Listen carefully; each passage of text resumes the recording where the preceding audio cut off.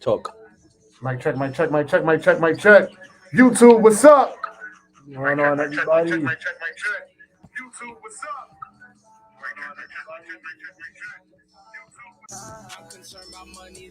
Go ahead. That's what's on my mind. Some of you niggas are straight little bitches. I want you to make sure you like and subscribe. Hit that like button. Let's go. We got a very highly anticipated interview today. I'm so sick you should call me the flu. I just took a trip. I was off the shrooms. I think it was a trip, but I've been in the mood. Baby, cool that attitude. Don't be so rude. Just take those clothes off. I wanna see you new. Y'all niggas not on my altitude. One smooth, then send me the damn launch and latitude. Take the link and share with everybody you know. Fucking magnitude. Step back, cause a real nigga is quick to grab the tool. Shawty, get me lit. Shawty, get me lit. SpaceX by the manual, what's up? Shawty, get me lit. Baby girl, just come and roll my spell. Ta-ta.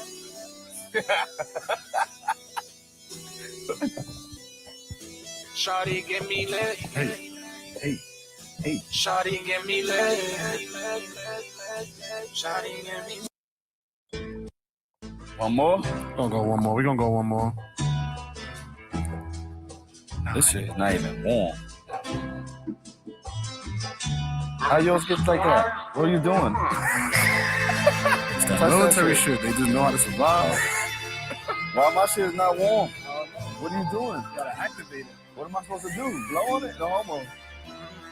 She like me on the low. It says air activated. This shit supposed to be on. I don't know. No, his shit is not hot. And you ain't got to tell me that and so, you know, Always the melon. What's up, everybody? We see you out there.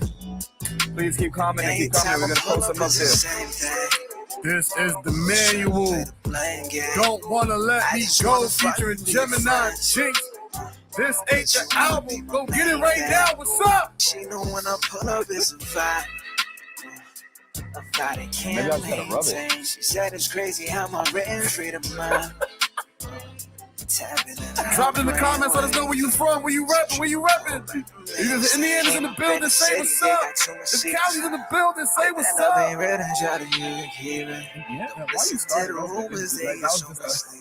why you started I heard a song today that reminded me of Indiana. I'll tell you about it. You should know by now that every season is my season. Hey, man, I'm still ballin', so they still reading. Okay. They still preaching. The Florida's in the building, what's up? NYC in the building, what's up? CT, what's up? Jersey, what's up? Let's go. Yeah. Say what? Okay. Some of the big D's. Y'all niggas trying, man. I talk a lot. Should have been a pause. Supernova, man. I'm scorching hot. What's up with that face you got? You looking shy. Oh, I wear the pants right here. You must forgot, okay. Everybody from Wisconsin, what's up? Like anything. London, what's up? Really trying to hear what you gotta say. What up? You could keep it rolling, baby. Be up on your way. Kinda cool. I don't really Appreciate everybody in there out there. I remember when she Writing to was us. so better in our pictures. When you toxic and in love, that's one hell of a nature. Or maybe it's really me. I'm faded off the liquor. Zach will be on at 10 o'clock. 10 Yes, o'clock, sir. 10 o'clock. He is a man of his word. Shout out to that man. Yes. He is a man of his word. For real. You know what's crazy? Zach has responded and we set this up faster than other people I've reached out to get on the podcast that I personally know. I've never met Zach in life. Really? Yeah, I've never met Zach in life, and people I've personally known, I reached out to them to get on the podcast. They said, yeah, obviously. But there's obviously also been nothing. And Zach, he's just like, yeah, come on the next live. Came on and we about to do it. So That's crazy. Thank you. Shout out to him for doing that. Word. We're gonna thank him once he gets on here. Super professional, upstanding individual. He immediately got on it. Yo, what I gotta do? What we doing? This date? Back and forth. Boom. Set up. And now we here. Got about another almost 15 minutes till you get here. 18 minutes. 18. All right, you being specific? Okay. Yeah. Okay. 18 minutes. What's up, fellas? How y'all doing, man? Before we even get into Zach gets in, man, how was your weekend? I've been good. How was your weekend out there too? Everybody put in the chat if you had a good weekend. Yeah, I've been good. I didn't really do nothing too crazy. Relax. I played a lot of Sims. Been addicted to that for the past week. I'm actually wild. I need to chill out. I saw how many hours put in, and I was like, yeah, I need to chill, bro. I need to chill. it was getting too crazy, but outside of that, I was really just relaxing this weekend. That's good. Family's good. Grandma's good. Yeah, everybody good. Oh yeah, I did have COVID. I was recovering from that. It wasn't, this time wasn't as bad as like last year, December. Last year, December, I thought I was on my deathbed. This time, I just had a stuffy nose and like a sore throat, stiff neck, pause. That's about it. That's fair. Not bad. Fair. It's just like you don't know if you got that RSV or fucking. I mean, yeah, that is true. I didn't go get tested. I just got better. Yeah, we're in a triple-demic, right? Yeah, that's triple-demic. Triple-demic? Yeah. We running a 2-3 zone on our ass, boy. We don't know what to do. Speaking of running, bro, I fucking ran my first like 5K on Sunday. Hey! 5K? Health as well. You was fucking with it, or you was? That shit was light. How many miles was that? 3 miles. 3 miles? I mean, how what was your time? Well, I could have did it in like 25, but I was waiting for my daughter. Me and my daughter did it. So how long? 40. Damn. 45. But she walked most of it. Nah, yeah. I left 25 is good though for like an old man. Facts. That's what I said. I'm just thinking of like Marine Corps brackets. I thought it was gonna be so much harder than what it was. I made it to halfway, and like I was like, all right, cool. I could do this shit. I could do the whole thing easily. But I stopped. It was like for the girls, girls on the run and all that shit. And then it was a lot of us out there. A lot of parents out there running with their kids and all that shit. The shit was cool as shit. My daughter was like, don't do it. You're not gonna make it. She was like, you old. I'm like, nah, I'm gonna do this shit. And I ran this, and I accidentally put on an album. I put on the Rick and them album on. Mm-hmm. So I ran that shit. I forgot that I was running with my daughter. I left her. I waited in the front and like waited before we got into the thing for like good like 15, 20 minutes before she came. And then I ran it, and then I ran the rest with her inside and crossed the finish line with her. That's valid. I mean, yeah, that's good, man. Let's give you a round of applause. Let me find a round of applause. I'm not gonna lie to you though, my thighs hurt. That's good. It's good to feel pain. Hurt. Good to feel pain. That's a good pain. I woke up the next day like, oh, today. Like, yo, this pain is no joke. What's a good time for a 30-year-old? Yeah, what's a good time? So like for example, in the Marine Corps, I think like for my age bracket, I was like 18 to 25, and our time was like 27 minutes. Anything over 27, you failed for a 3 mile. So it only goes up as you get older. Like you get more time, obviously. So. All right, so let me not say 25. I probably did it in like 35. Okay. But we did it in like probably like say like an hour because she walked. Her friend was sick too. Are we vaccinated? I am. I believe he is. I am not. And he is not. I'm also the one that was sick. So it's not me being sick post-vax. It's just me being sick because people got sick before vaccine. Oh, we going there. Ooh, we about to have a good one. Going there. We are. Yes. I love you those guys combos. Hackable. I hope not. I mean, y'all part cyborg type shit. Like, do I have the Neuralink? No. I'm saying like because might be chipped in the vax, so I might be hackable. What if you vaccinated? Like Kanye. Vaccinated? Yeah. You might be part hackable. It'll probably it's probably like when you download a file type shit, and then like at 50% it fails. It might be like one of those things. Oh, I didn't even know what that meant. I'm trolling, bro. Oh, I was with you. I was with you. What's up with you, man? Everything was good with you this weekend? Yeah, I watched a lot of interviews this weekend. I watched a lot of the Pivot. So shout out to the Pivot podcast. I watched the Jay Williams interview. I watched the Deontay Wilder interview. I watched the Wallow success Wallow interview. Just say Wallow, and I learned a lot, man. Just about like more about like the black male plight here in America. Like what black men are like going through like mentally. Like they had like real like in-depth discussions just about like mental health and like the lowest parts of their lives, especially like with Jay Williams. Like I didn't even know he was in a real bad accident that like he almost died. And but he when he was on drugs, right?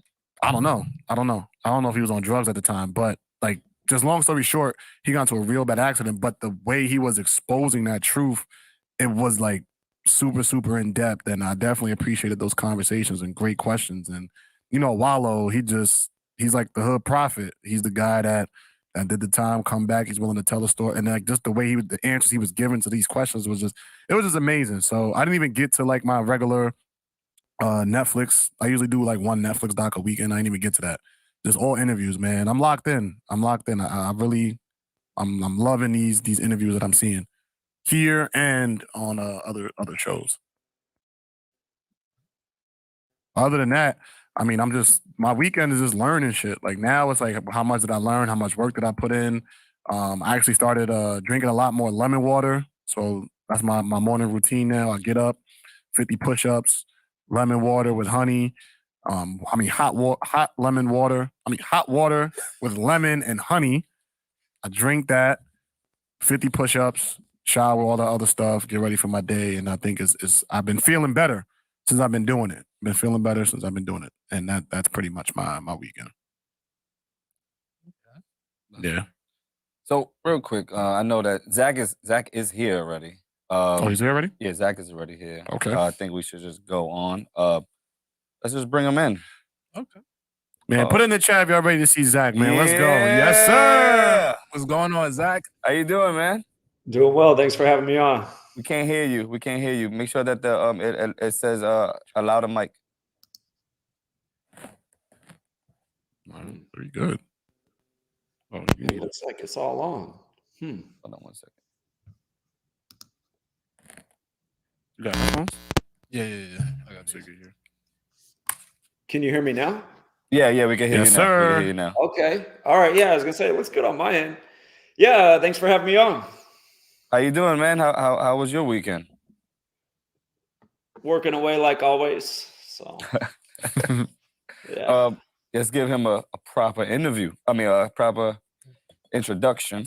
Yeah, man. Let's get this party started. This is a highly anticipated interview, so I got to make sure he gets the just due introduction that this man deserves. First, this is an educator, content creator, someone who is doing a lot of teaching in a way that is helping people understand very complex topics, having very complex discussions, someone who is pushing thought, someone who is galvanizing a community of people, who is consistently dropping content after content after content, is a up-and-coming media conglomerate, someone who we are honored to have on our platform. We are here to be sponges, to learn from the knowledge that you are willing to give us. Without further ado, put your hands together for Gematria Effect News. Zach, make some noise! Yeah. I appreciate that. Is your audience familiar with this subject at all, or is this new material? This is new material. So me personally, I mention it a lot on the panel when it comes to different things that just happen in media, because I talk about a lot of truther topics. But for the audience and everybody else, for the most part, they're like babies to this information. Okay. Yeah. Well, see, I'm gonna have to like learn. I have no idea. Okay. Did you guys want me to just jump into it, or did you want to ask me questions? It could go either. Or. We really wanted. I really wanted you to like. You could just jump into it, kind of give the basis of what it is, and then Uh-oh. I lost them.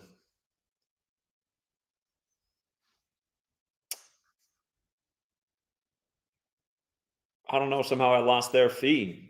I'm going to wait till they come back before I say anything.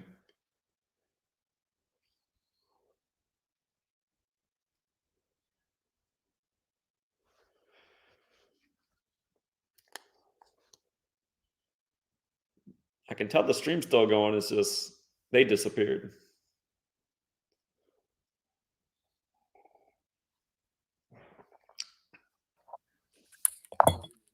We good. I'm sorry. That was Okay, you guys are back. Yeah, Yeah, I lost you for a minute. the battery. No, it was us. The battery actually came out the camera. Okay. Oh man, it's freezing. It's Yeah. Gematria gods. Yeah, so I mean, you could go in a little bit about it to start us off, like what you would tell like a novice, I guess, and then I guess we'll ask you questions after that. Sure. So Gematria, where it comes from is Jewish mysticism, Kabbalah. Kabbalah has multiple texts. One of the most notable Kabbalistic texts is called the Book of Formation, or in its original name, it's the Sefer Yetzirah. But if you open that book up, it's not a very big book. Right in the opening page, the first paragraph, it says, God created the world with numbers, letters, and words. And it's sort of like Genesis 1, where God speaks the world into existence over numbered days. So I became interested in this subject because I saw something going on in the world with number rituals, and I couldn't put my finger on why. I was looking for the answer to why did there seem to be so many numerical rituals in media and sports and entertainment. Why did I keep seeing the same numbers over and over on the screen, whether it's a movie or a news story? And I was looking for the answer, and finally I found this book, Manly P. Hall's The Secret Teachings of All Ages. And that book talks about a lot of different things, but he's got one page in that book where he brings up the subject of gematria. And he says in the English language, every word is a number, and there's two ciphers you should know. The alphabetic order, A is 1 up to Z is 26, and then the alphabetic order with the rules of numerology, where A is still 1, B still 2, C still 3. Where it would change is when you get to J.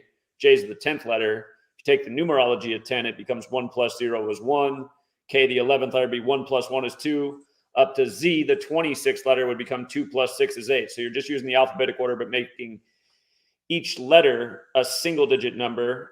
And I started going back through just history and news stories and applying this code to see if there was anything there.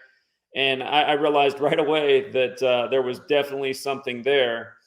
And of course, the main event that happened that really got me seeing that there was something to number rituals was September 11th. Of course, the national emergency on 911. And I was only 18 years old when 9/11 happened, but I started to look into it right away, and I recognized that 33 years before 9/11 happened in 1968, World Trade Center construction began. 911 was made the national emergency dialing code. George W. Bush, who was the president at the time, graduated from Yale and Skull and Bones. 2001: A Space Odyssey came out. Boeing debuted their jumbo jetliner. The New York Jets had their only Super Bowl winning season, which kind of fit in with how after 9/11, you had the Patriot Act and then the emergence of the New England Patriots, who'd never been a good football team before. And just again, I was looking to why 33 years. Why was 33 a number referenced so much in the news? Why did all those things happen 33 years before 9/11?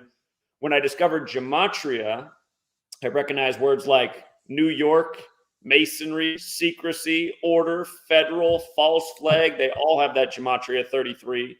And of course, 9/11 was a false flag operation. George W. Bush, remember the secret society that identifies by a number, Skull and Bones. The alumni of that are Bonesmen, which also equals 33. And of course, he graduated in 68, that same year that all those things went into motion. And he was in his first year of the presidency when 9/11 happened. But yeah, just this gematria subject, when I first learned about it, I was looking for answers to things like 9/11. But then I realized this knowledge is applying to what they're doing every single day in the world of news, what they're doing in the world of sports, what they're doing in the world of entertainment. And I've been educating about it now for almost a decade. August of next year, I'll be 10 years of teaching about this online. So was that a clear explanation of what gematria is and sort of where its relevance comes from? No, that was thorough, and appreciate you for that, Professor Zach. We gonna definitely give you that title. You're gonna leave with that title tonight, Professor Zach. So I guess before you I want to learn more about like you as the person outside of this subject. So where did you grow up? What was your upbringing like?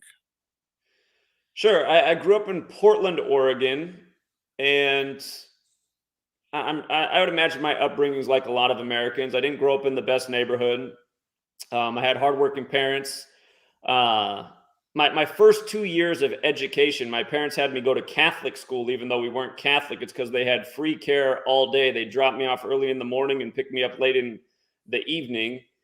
And I didn't realize how much I liked it in Catholic school until I got put into public school in second grade. I had a teacher in second grade, Mrs. Hanson, and I still remember she'd tell me I smelled bad, and that hurt my self-esteem as a child that took baths and showers. But I always had nuns who taught me in kindergarten and first grade, and they were sweet ladies. And then first teacher I had in second grade, she was anything but sweet. And it was that same year that I entered public school where I feel like my worldview kind of shifted. We moved neighborhoods. So the first neighborhood we moved when I was 7.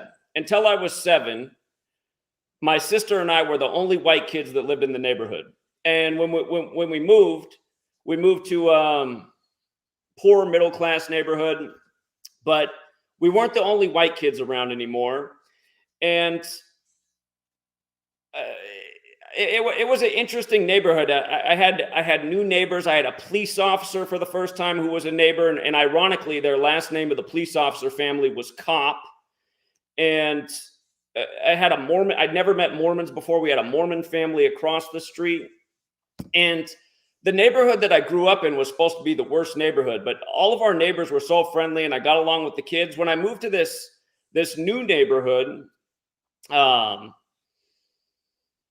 just strange experiences. I still remember being a child. The police officer family, for example, they had a son that was about a year and a half younger than me, and I still remember the day we were out in the front yard throwing the football, and I threw him a pass, and he didn't catch it, and hit him in the face, and he ran inside crying to his dad, and his dad came out, and he choked me. He picked me up by the neck and said, "Don't you ever touch my son again." When we moved to this new neighborhood, I had all these negative experiences. And I'm just thinking back, I feel like in a lot of ways, it kind of set me on the path that I was on. Just mistrusting of authority. Anyhow, by the way, just with regards to that pattern of 33 that I was just talking about, order, secrecy, federal, masonry, another word that equals 33 in that list is police. And if you pay attention, all throughout this nation, police stations and Masonic lodges in close proximity to each other. In fact, I now live in the smallest town I've ever lived in my life, and in the same building is the police station and the Masonic lodge.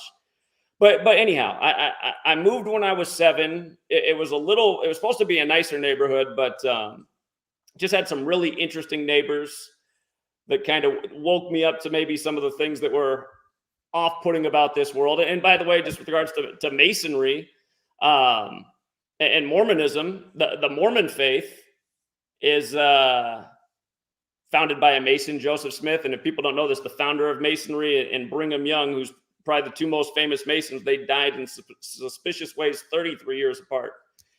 But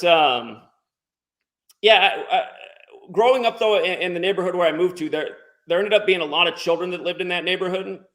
And I realized that as a young age that I liked helping out other kids. I liked teaching them how to ride the bike and play sports and, pass the ball and dribble and shoot a basketball. And I think in that time in my life, I realized that I like educating. I like helping out others.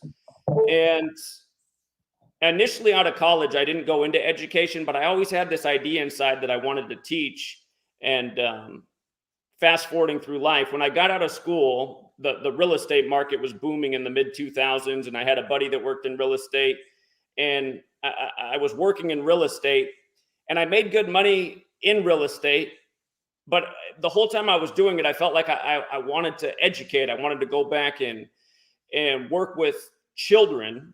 And so I eventually got out of real estate. I went back to school. I got my teaching certification. I ended up teaching in the Seattle area, in the south side of Seattle, at a school, Van Asselt, for people who are familiar with the Seattle area. And I did that for a few years. And I really enjoyed teaching, but I did not enjoy the education system. And I put in a lot of time in the years I was there. I'd come in early every day. I'd stay after every day. I tutored students in my classroom. I tutored students in other classrooms. It ended up creating animosity with other teachers because they thought that essentially, I think they felt the pressure since I was coming in early and staying late. Maybe they should be too. And not everybody wanted to do that. But anyway, I ended up getting pressure from the principal to back off and do a little bit less and maybe just work with my own students and not students from other classrooms. And that kind of put me off because, you know, I was there to help people. Anyway, that caused me to transition to a private school. And I only taught for a year in the private school. And my last year in teaching was the 2011-12 school year. I was in Washington State. 2012 was the year recreational marijuana became legal. And as much as I liked teaching, I just saw that the profession was corrupted, and I decided to go on a different path, start my own business. I started a medical marijuana delivery service. I was about a year and a half into that when I found Gematria. And that became kind of my hobby, just doing research, documenting, presenting a little bit, running a blog. And the business was in operation from 2012 until November. Well, I guess the last full day was November 14th, 2014, because November 15th, 2014, what happened on that day? Well, here, just to let you know, the month before, so November 15th, 2014, my business was destroyed. But what happened just weeks before that was in Washington State, we had a reported mass shooting in the news. If anyone remembers this, it was the Marysville-Pilchuck High School shooting. The Seattle Seahawks ended up wearing the emblem for that high school shooting on their helmets for the rest of the year. But I actually went to the campus to try and do some investigating because that number 33, they were saying how the mass shooter was obsessed with the number 33, and he had this real big fixation with 33. It was one of the core details in the story, and I'd been documenting this pattern of 33 in government incidents, false flag operations, if you will. And that mass shooting was right before our vote in Washington State. It was right before the vote. And the vote for gun control, that is, so that shooting was used as more reason to further restrict the Second Amendment in Washington State. And anyhow, I went to the school to try and get some answers and had some questions, and it was impossible to get anyone to talk about anything. But it was just weeks after that, where on November 15th, the grow that we had built was sabotaged, destroyed. All the plants were stolen. Everything was damaged and broken. The safe we had for the operation, because you can't put your cash in the bank. Anyway, safe was stolen. All of our product was stolen. Everything was stolen and destroyed. The entire business was sabotaged. And again, it was in such close proximity to investigating the shooting that had just happened nearby me. It felt like the two things were very much connected. And again, it was a great business in the period of time it lasted. But after it was destroyed, again, I was pretty much out everything because I lost all the cash. I lost everything. I lost all the product. And ultimately what it did is I had to figure out something new to do, and I had a lot more free time on my hands, and I put even more time into this research. And essentially, I haven't stopped doing this research and presenting, and just been doing this full time pretty much since that happened in 2014, which it's hard to believe that was already over 8 years ago now. So I guess that's the quick explanation of my life up to now, and maybe just some of the events that, and I should have said in my upbringing. So something I noticed growing up is growing up in the 80s and 90s. I just noticed how targeted the media is towards certain demographics and people with darker skin complexions. I remember the nightly news almost seemed like every night there'd be some story out there about some wanted black man on the news for some crime. I just picked up on all this racism at a young age. And the thing I didn't say about my sister is my sister's 12 years older than me. Growing up, she always dated black men.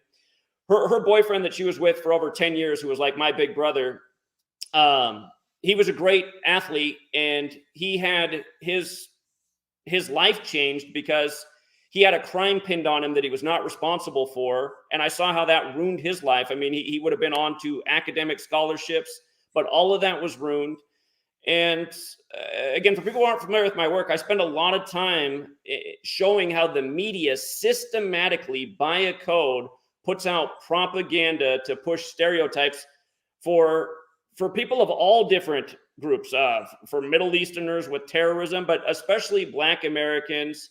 That there's two numbers that we've identified, which we can talk about, that they use systematically in the news to shame. That's not the way I describe it. Shame and profile Black males, and it's so often with domestic violence, rape, abuse, but it's done by a code. And again, when you learn the knowledge that I'm teaching about, you see why the media, they used to use the phrase a lot more years ago, but they still use every now and then back to your regularly scheduled programming.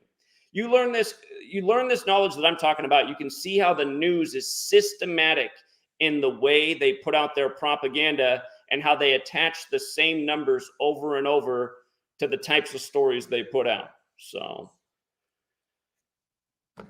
hopefully that explanation. No, that was wonderful. Appreciate that. My next question is, before you discovered Gematria, how did you define like your meaning of life versus how you define it now, since you have access to all this information? Does that question make sense? It does. I don't think Gematria changed the meaning of life for me at all. Again, I've always thought that I was raised Lutheran. I don't identify as Christian anymore, but that still is kind of my spiritual foundation since I grew up that way. And again, I did spend time in Catholic school, kindergarten and first grade. But again, I do think that people should have service be a component of their life where they're doing something for the betterment of others.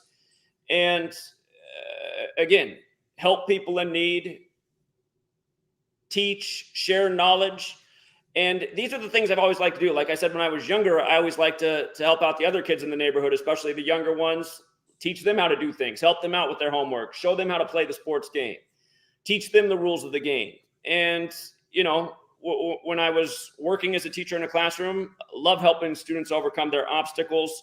Also in my life, I've spent time working in group homes, teen homeless shelters, adult homeless shelters. So I've always liked to help out others. And again, when I found Gematria, to me, the reason I like teaching that knowledge is because I see that there is a real agenda to disturb and torment humanity and put people on a bad path and keep people in fear and in a low vibration and fighting amongst each other and you know, stereotyping other groups. I mean, there's so much evil that's ruling over us, and most of this evil is put into our minds through screens. Again, I was 18 when 9/11 happened, and I knew 9/11 was a lie. I mean, it was just such an obvious lie to me. The election of Bush, how it came down to the state where his brother was the governor, all these things were such obvious lies. And again, I've just always wanted to fight back against that evil and help people see what's going on and how we're being misled and how we're being divided and how we're being played for fools. And ultimately, I think until humanity does win that battle, if we can win that battle, we're going to continue to see the same problems that we see that we see now in the world we live in. So I always wanted to help out others. And to me, putting out this knowledge, and at least in my mind, it is a way to help combat the evil in the world. So I guess I always wanted to live a life of service. And now through finding this knowledge, I've been thinking for a while. I got to admit, after doing this for so long and just watching the world get worse and worse, I'm like, is this the right way? Maybe there's another way to do it. But ultimately, that's always been my purpose, to help people improve their position in life. And at this day and age, help humanity see the light of the tyranny that is being waged against us. Who's responsible? By what means do they operate? Et cetera, et cetera. So. Well, thank you for your service and all that you're doing and that you've done and continue to do for the community. I'm an educator as well, so I teach ninth grade. I created my own curriculum, but that's a whole nother conversation. But my question in regards to schooling, if you were to create your own school, what would be 5 mandatory classes outside of like the basic reading, writing, math, history that you would want your high school students to take before they graduate? Oh, man. Here, you just asked to me a specific way, but I just want to say that this is what I really think that they need to do with education. I think at the younger age levels, the focus should be on learning to cooperate and have community and the importance of working together and being honest. Because we don't have that in society. We're taught to compete, and you see what it is when everyone's just competing with each other. That it's so hard for people to cooperate and work together in our society, and that's what we really need more than anything. We need cooperation. We need caring for other people. So I really think kindergarten and first grade, that should be the focus. Just nonstop conversations, activities, to learn to appreciate working together and why that is essential to have a healthy and successful society. And it wouldn't have to stop at kindergarten and first grade. Try and answer your question about 5 additional subjects, I taught 5th grade. So, and what I always did with my 5th graders, for example, I taught every student, I always set up my classroom with this way. I taught about, the narrative I would give them is person 1 and person 2. And I'd say, listen, person 1, they have a goal in this world, and their goal is to be successful and do well. And they realize that, sometimes coming to class and the things we have to study, they're not always fun. They don't always seem relevant. They can be boring, but they know that they have to have this mindset of why they want to achieve anyway. And the way I set it up is where I taught in Seattle, it was right next to Boeing. Boeing is in South Seattle, obviously the plane manufacturer, also the weapons contractor. But Boeing is right there. And the students understood that if you work at Boeing, you have a good job. So I would point out to them, I'd give them a real world lesson. I'd say, listen, if you guys go to college, and keep in mind this is a decade ago, I'd say, but if you go to college and you get out of school and you get a job at Boeing, they're going to hire you at $40 an hour. And in a year to 2 years' time, you can have your salary up to $60 an hour working at Boeing, and it can go a lot higher than that. But here's the thing. Let's say you don't go to school and you kind of just drag your feet and you graduate, and you know that you can just get a job somewhere in the neighborhood. You can work at the grocery store, McDonald's. Listen, you can get a job for minimum wage. And at the time, minimum wage was about $10 an hour. And I said, you might be able to work 40 hours a week, but maybe you don't want to work that much. So let's just say you worked 40 hours a week at minimum wage, you make $400. Let's compare that with Boeing. 40 hours at $40 an hour, $1,600. Let's see how that looks over a month. $1,600, 4 weeks, you're making $6,400 a month at Boeing. You're making $1,600 at the grocery store. Let's look at that over a year. Let's look at that over 10 years. Now let's look at that with the $60 pay raise. I would show them this because this is real world to see the difference. And I would make the point to them. I'd say, so this is what you can achieve by putting in the effort now. And I said, think about this. You guys are 10, 11 years old. If you work real hard right now through age 20, 21, by about the time you get out of school, that's the next 10 years, you can be setting yourself up for this future. Or I said you can take it easy for the next 10 years and you can get out of school and then you can get the job at the grocery store. But I said, look at how much longer you're going to have to work as an adult. You're going to be having to work the rest of your life just to pay the bills. And I teach them about cost of living and how much rent is and food. And I'd say, listen, if you're doing this lifestyle and you're smart about things, you could be retiring by the time you're age 50 or earlier, and you can enjoy the last 30 years of your life just traveling. So I said, I would always give my students real world examples of what cost of living was, the difference in planning your life, working hard, having goals, and how you can save yourself a lot of time and stress in the future. And I'd make the point, I'd say, person one, they come in, they're not excited about today's lesson, but they're going to do the best and put in the effort. I learned that I had to do this with the first classroom I came in with, because the first classroom I had zero interest in listening to me on day one. So in day two, when I came in, I thought, okay, I got to come with a whole different approach. And I invented this person one and person two thing. And in no time, I had these students buying in. But the point I was making is so much of school, when we were in school, they didn't show us how what we were learning connected to the real world. So again, I think what needs to be in school is a lot more information and classes about learning knowledge and skills that directly benefit your life. How to plan for the future, how to save money, how to not get taken advantage of financially, because that is a big component of this world that we live in. It is a money-based world. Another thing is nutrition, health and nutrition, how to take care of yourself. I mean, we hardly get any of that. We have health class, but we don't really learn that much about health. So I think that's another thing that should be a huge component emphasized. I mean, and you just take a look around at our society, how many people are obese, how many people are dying from all this preventable disease and illness. So I really think schools should focus more on community, cooperation, and then teaching real life skills that are relevant, that are interesting, that students can actually connect with. And as for the 5 additional classes, I'd have to really think about that, the 5 additional classes, but they would all be things connected to developing real skills that are beneficial. And one other thing I want to say is, the other thing I told my students is, I would explain to them, you don't just have to work at Boeing and go to college. I said, there are other things you guys can do. Maybe you get out of high school and you're burnt out on school, but there's so many options in this world as long as you work hard and stay motivated. And I would explain to them, I said, you don't necessarily have to go to college. You can get out of school, you can get an apprenticeship and become an electrician.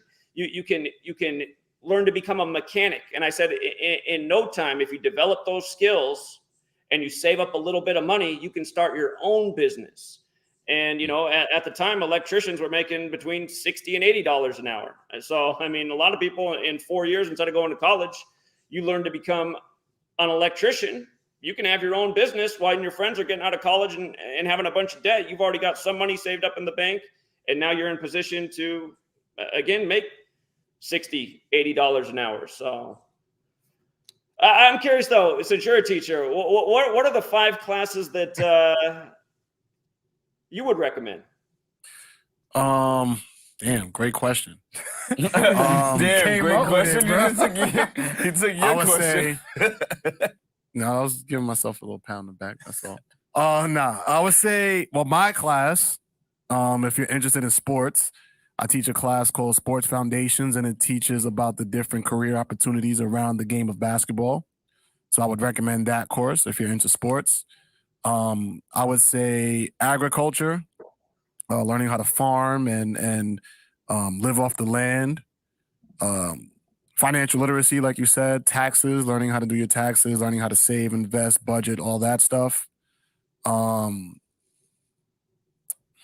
course, I don't know what I would call it, but a course that teaches you how to look within for answers as opposed to trying to seek things from outside of yourself. Like, I feel like we don't know how to get in tune with who we are as people, as an individual. So I would want a course that like kind of teaches that more like along like the meditation line in that realm. I think that's 3. Nanotechnology. I think students should learn about like stem cells, nanotechnology, robotics. I think that's 5. That's 5. That's 5. It is. Yeah. Yeah. So I will go those 5 right there. Yeah, I think those are all great ideas, especially the ability to know your idea about living off the land and knowing your terrain and your community. I think that is absolutely essential. That could be life-saving someday. So. Yeah, I think Someday soon. Yeah, I know, right? That someday might come soon. I want to get into more into the Gematria, right? My first experience with conspiracy theories was 9/11. And I was in, I think, the third grade, second or third grade, something like that. But in New York, like from my room, you were able to see the towers like as it was happening. So long story short, we're all in school. Parents are all like trying to rush to school, trying to get their kids out. As kids, we have no idea what's going on. We just excited to get out the building. But then as you get older and you start looking at it, there's like, by the time I'm in middle school, there's like this weird intuition where I was like, that might have not been what the news was portraying or saying this whole time. But you don't know how to project that at like 12, 13, 14 years old. But now as an adult, I've done more research, but I still don't know from this type of perspective, like what was 9/11 and how should we analyze that? Sure. So 9/11. I mean, look at it as a strategic operation and who benefited from that operation. A lot of people got rich off that. War is money. And, even watching mainstream news back then, 60 Minutes was doing specials on how much the major corporations in this nation were making off the war. Companies like Coca-Cola. Coca-Cola was getting paid $16 per soda can at the taxpayer expense to ship sodas to the Middle East. $16 per can. I mean, think of the profit on that. And it wasn't just Coca-Cola, but war is money. So again, you start to look at the government. Behind every politician is 1,000 lobbyists that represent these major corporations. So there's financial incentive in war. And there's also political, like they say, you can't impeach a wartime president. Bush ended up getting a second term. His political, him and his cabinet all got to stay in office. But that's the way people need to look at it. What was this a trick done on the American people for a strategic reason to start a war that put a lot of money in people's pockets? And then beyond that, what happened when we went over there? We got rid of the Taliban in Afghanistan. And what happened when we got rid of the Taliban? Well, the Taliban had got rid of poppy production because they didn't want opium in their country. They didn't want heroin in their country. So we get rid of the Taliban. Poppy production comes back. Next thing you know, the world is flooded in opioids, from heroin to fentanyl to everything else. And again, that's another strategic component. There was a rumor that Pat Tillman, the Arizona Cardinal who quit NFL to go be a soldier in Afghanistan, that he was going to write a tell-all book about his disappointment with the war and how he was being used as essentially a guard to watch poppy fields. And if you guys remember, Pat Tillman, at first they said he died in combat. And then months later, it came out that he died from friendly fire. And then by the very end, it wasn't really the headlines, but if you're the type of person who watched C-SPAN, you are watching testimony be given about how Pat Tillman was killed from point blank shots to the back of the head, which sounds like an execution. And again, I mean, just all these little stories should tell people of, just how much dishonesty and deception there is in the world. But yeah, 9/11 was a lie to instigate a war. And not to mention, I mean, for people who don't know, go back and look at the members of Bush's cabinet. There was a group they had called the Project for a New American Century. The acronym commonly used was PNAC, Project for a New American Century. But they wrote a document before they even got in power about why they needed to, again, invade the Middle East for strategic purposes. So it's like, okay, so administration gets in who has a motive to launch a war in the Middle East. 9/11 happens. They get the war in the Middle East. And a bunch of money's made. And again, now you have a world just swimming in opioids. And that seems to be again, those are big profits. You know, pharmaceutical companies are making more money than they've ever made before because of the ongoing policies and agendas and things that just keep unfolding in the world. But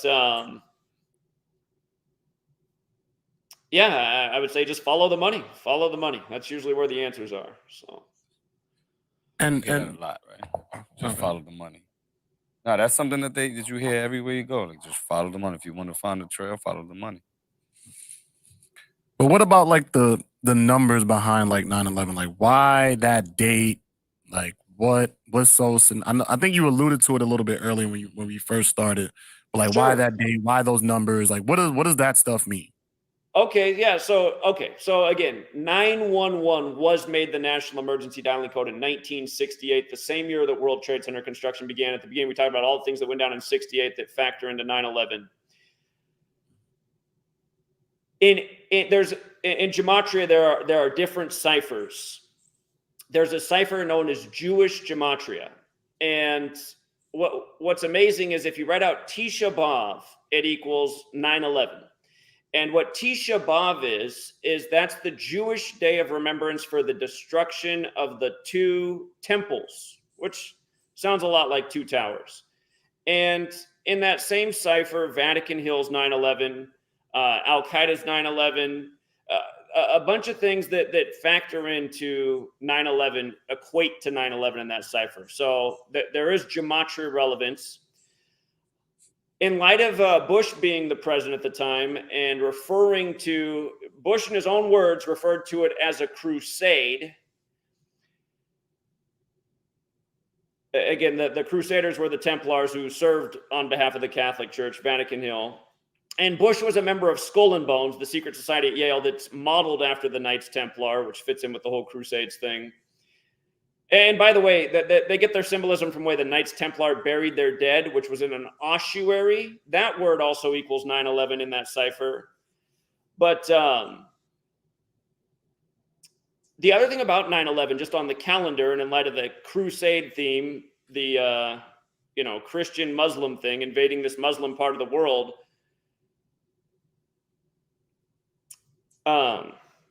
Sorry, having a brain freeze real quick. Oh yeah, again, 9/11. So that is New Year's Day on the Christian Coptic calendar. 9/11 is New Year's Day on the Christian Coptic calendar. Some historians contend that is Jesus' real birthday. And again, pretty much everyone well, I don't think there's any real debate about Jesus' birthday actually being in the summer rather than when it's celebrated on December 25th, which is the day the Catholic Church has celebrated the sun in the sky's birthday since the year 274 AD. If you look into the Jesuits who have the Templar cross in their logo, their motto is Isus Hominum Salvator, which equals 274 in Gematria, like again how they've celebrated the sun's birthday since 274 AD on 1225. But again, 9/11, it very well could be Jesus' real birthday. It is New Year's Day on the Christian Coptic calendar. Bush is in office, who's part of Skull and Bones, related to the Templars, talking about this crusade. So there's a theme there with that.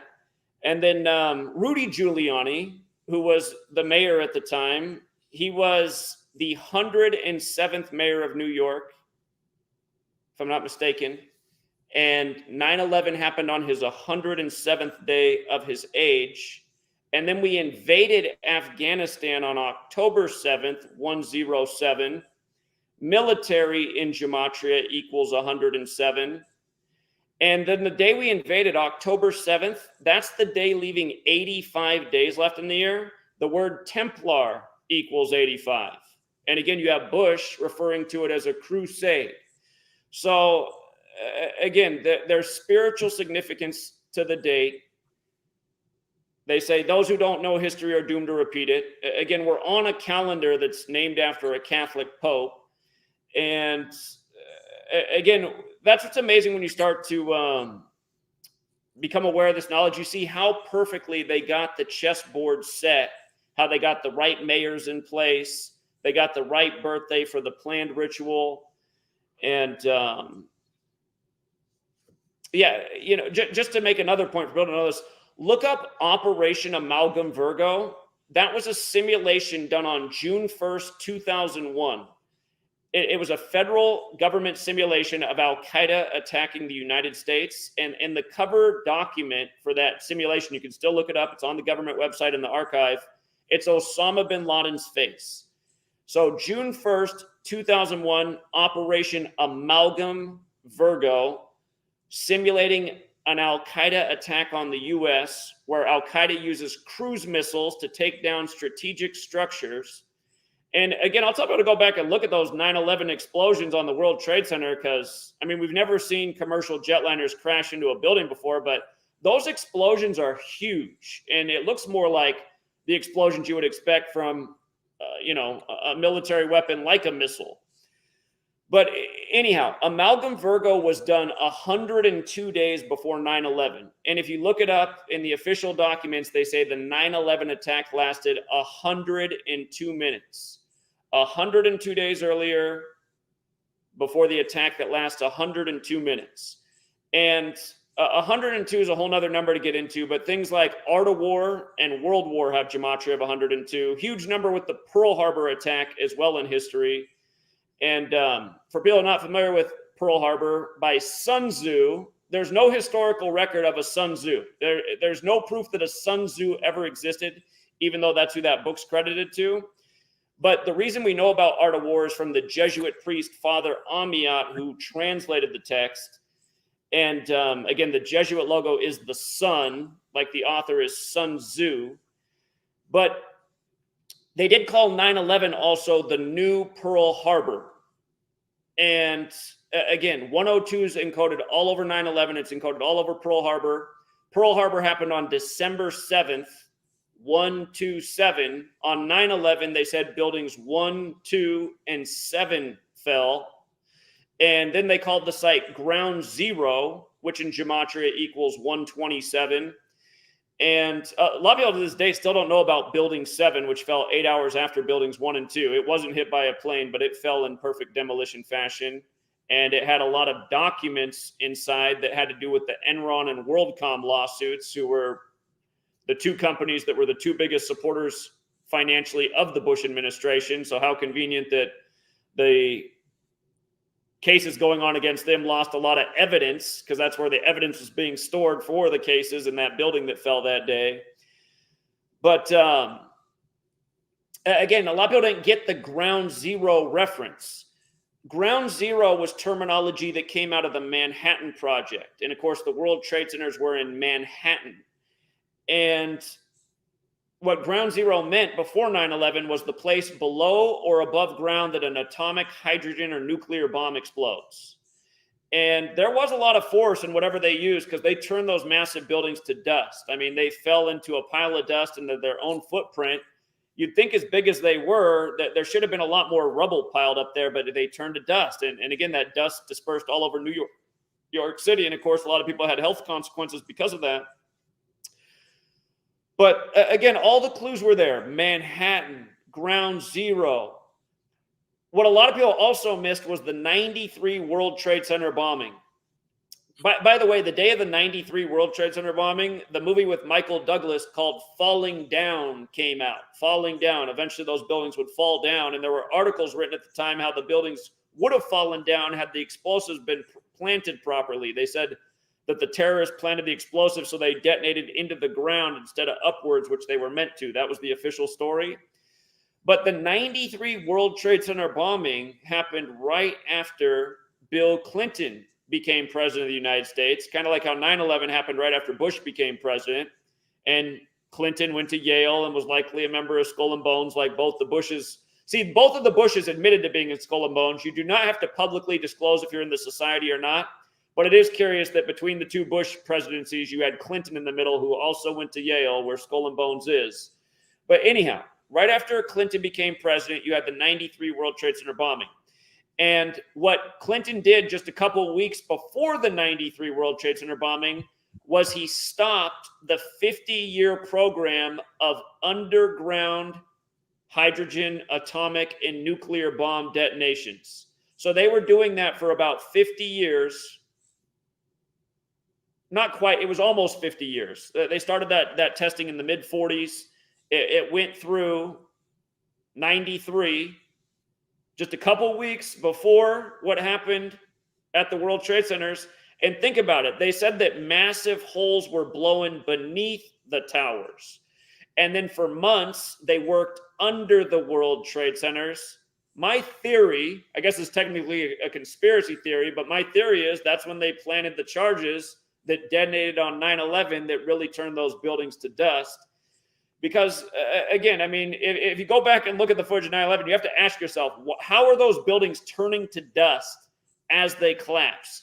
The only 3 steel frame buildings to ever collapse from fire in history all collapsed on 9/11. And again, you couldn't say it was because of a plane because the 3rd building wasn't hit by a plane. But all the clues are there. The new Pearl Harbor, the numbers. Oh, and here's the other big one. The World Trade Centers were on the 74th meridian west. 74 is the number that made me realize that Gematria was real. The most simple cipher is just A is 1, B is 2, C is 3, up to Z is 26. If you write out Gematria, it equals 74. If you write out English, it equals 74. If you write out energy, it equals 74. If you write out occult, it's 74. Holiday, 74. Jewish, 74. Again, this comes from Jewish mysticism. There's a big, long list of things that are 74. And again, think about this nation's birthday, 7-4. The word killing is 74. 3 of the first 5 U.S. presidents died on July 4th. Adams and Jefferson died July 4th, 1826. And then 1826 days later, Monroe died on 7-4. The word stabbing is 74. Again, we're on this Catholic calendar. The 74th day of the year is to remember the stabbing of Caesar. But anyhow, with regards to the 74, killing, energy, occult, these words also equal 74. Nuclear and weapon. So Manhattan Project, Manhattan on the 74th meridian, the World Trade Center's on the 74th meridian. And lo and behold, what happens on that day? Ground zero is created, terminology that comes from the nuclear weapons program. And then, like I was saying, September 11th, some researchers contend it's Jesus' real birthday. Again, it is New Year's Day on the Christian Coptic calendar, using that same cipher. Jesus equals 74, cross 74, Messiah 74, gospel 74, parable 74. That number is coded on so many huge rituals in history. You guys are out there in New York. This year on Israel's 74th birthday, you had the top shooting while O.J. Simpson was still 74 years old. That store was opened on his birthday. And I'd been saying for years, I said, just wait until Israel's 74th birthday. They'll have some huge, nasty ritual. And, they blamed it on a white supremacist. Earlier, I said if you take the alphabetic order with numerology, if you write out white supremacist with that cipher, it's 74. Also in that cipher, if you write out Independence Day, it's 74. And again, you just think about this nation's history. White supremacy, 74. This nation, 74, this nation that was built on slavery with the White House. Again, there's a Jewish documentary called Four Blood Moons, and it's about how there never would have been a United States without Jewish bankers. But again, you go talk to Hebrew Israelites on the street, they'll tell you that their identity was stolen. Again, you look at things like what's happening on Israel's 74th birthday with a white supremacist shooter in a black neighborhood at a top story that had been political from the day it opened.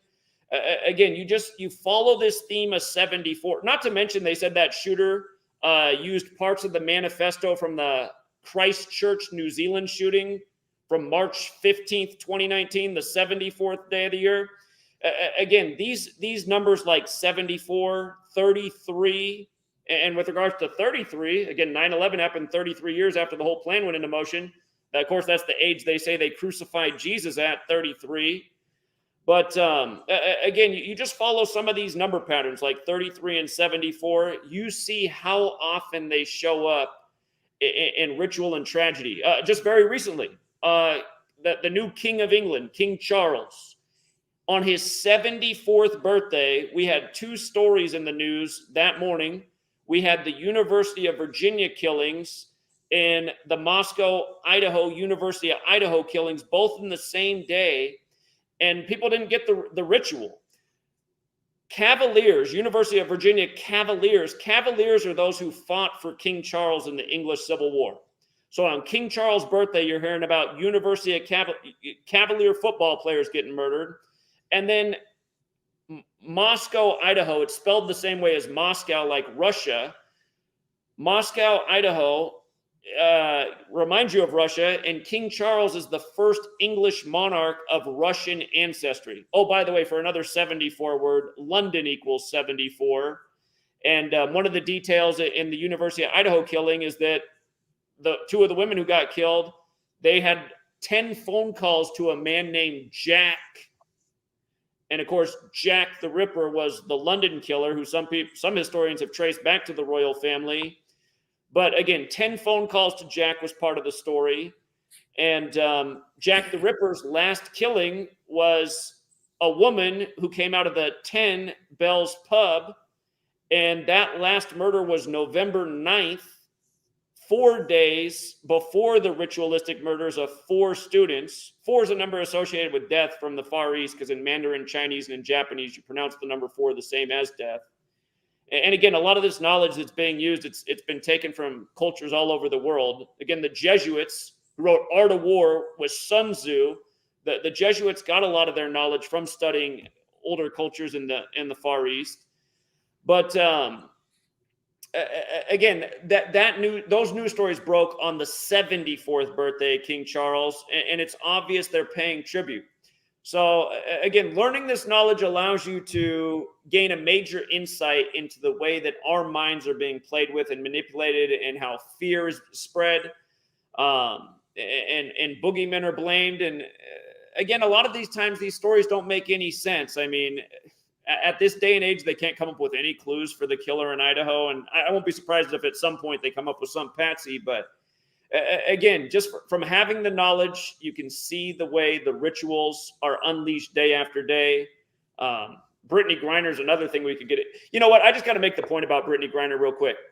Brittany Griner is released from prison. Number 42. She's released exactly 42 weeks after being detained. Not to mention she was detained on Michael Jordan's birthday, basketball related.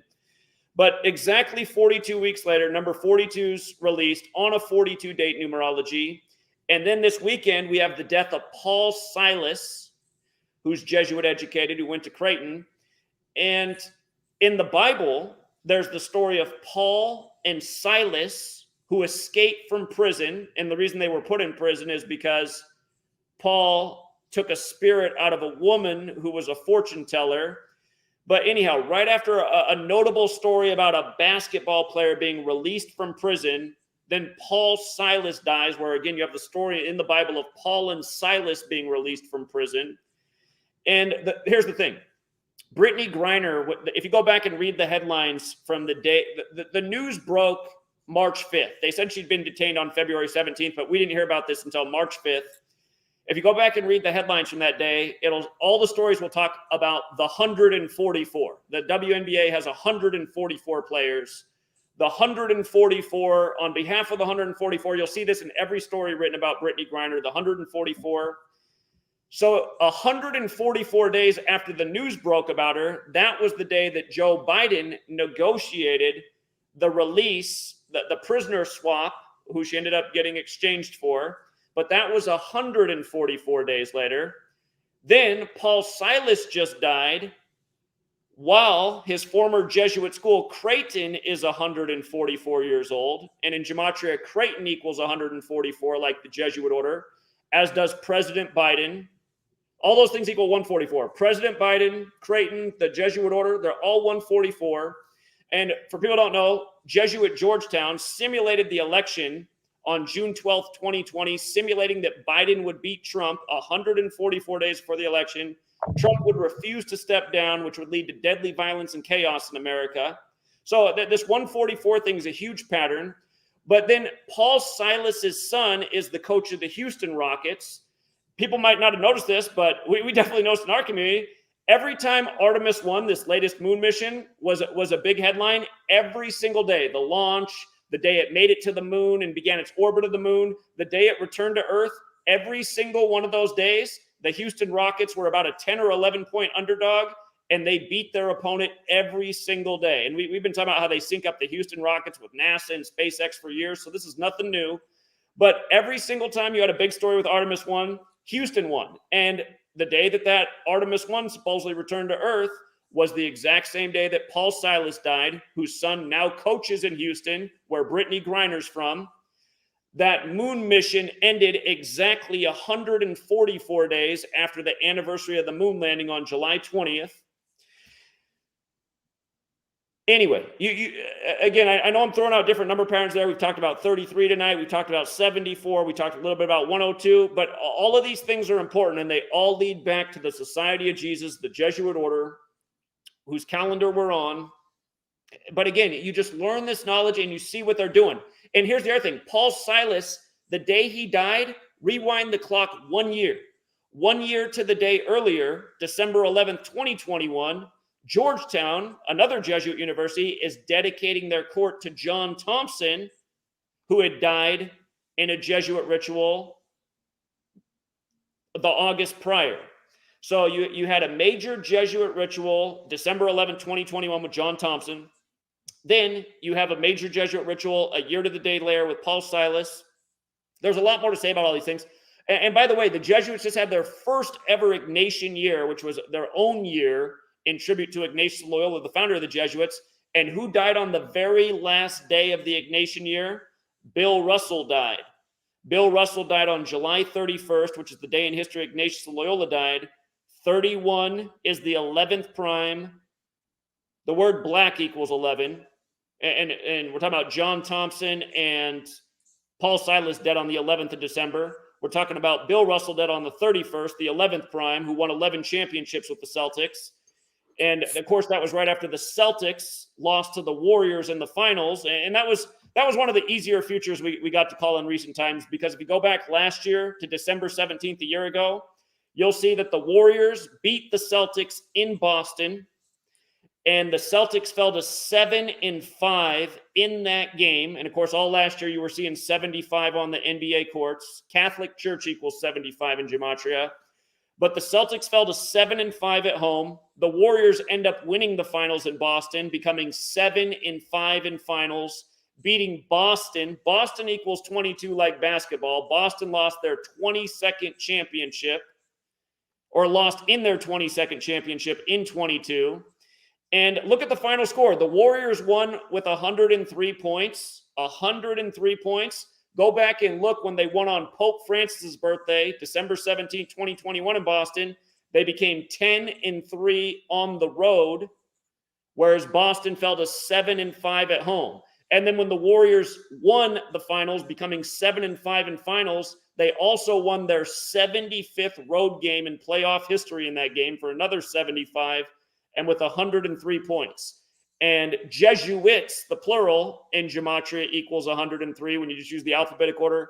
Catholic Church is 75 when you use numerology. For people who are saying, well, how can you script a basketball game to the numbers? There was a video recently put out. Steph Curry, he throws five. He's in the Warriors practice gym. Steph Curry throws five. They're not even like shots. They're like heaving the basketball down the court like a quarterback.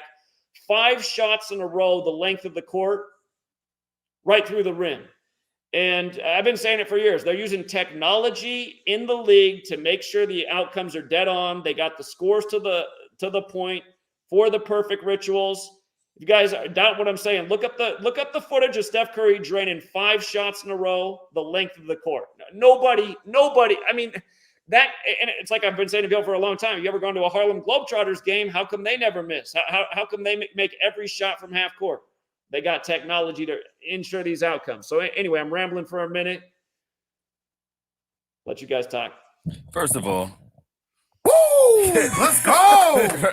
Let's your memory go! is impeccable.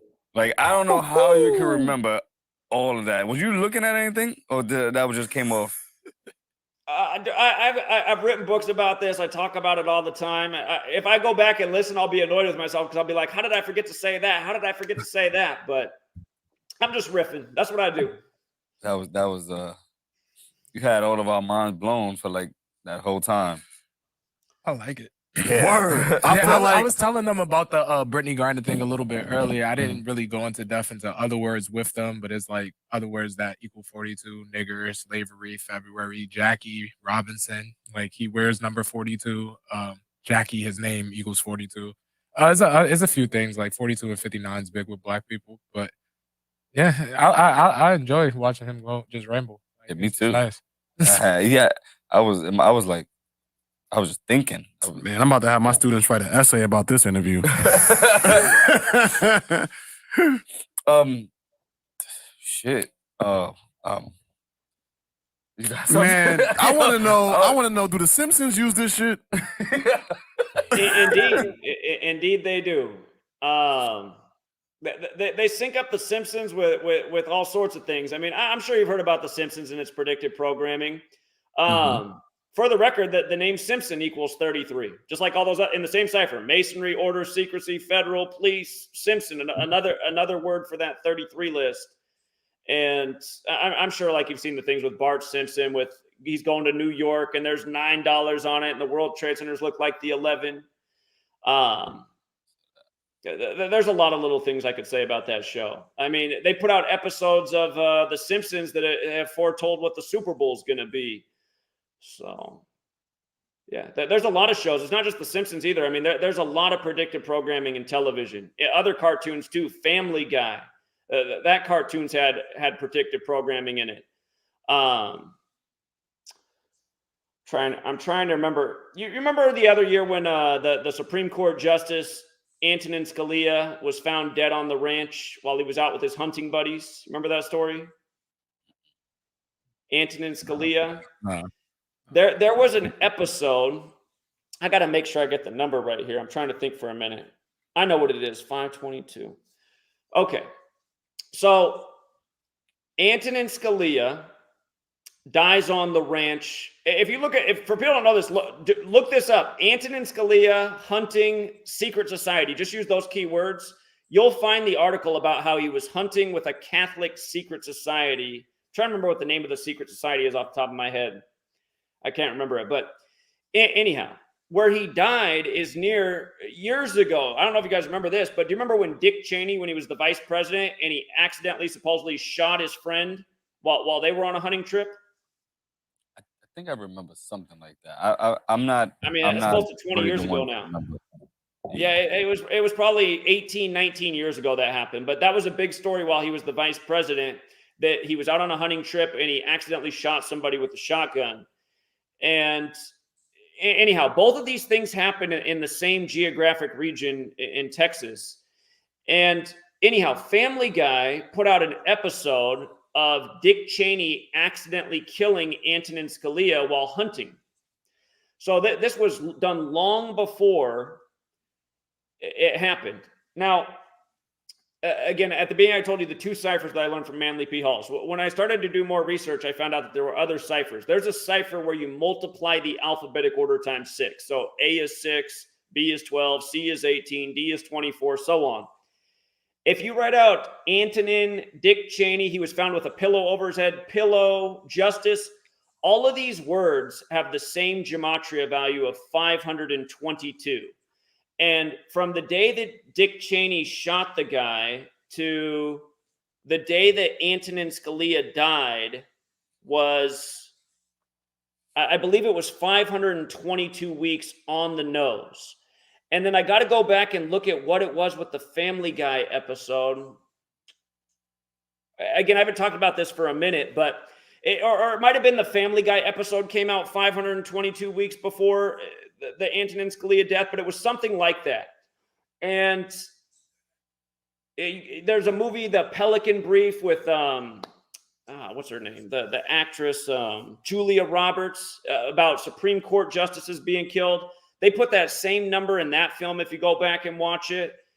So again, that's what's amazing about having this knowledge. You can go back and say, like, wow, okay, so that cartoon with that joke was no accident. And wow, it's literally synced up with the day that we end up reading about Antonin Scalia dying.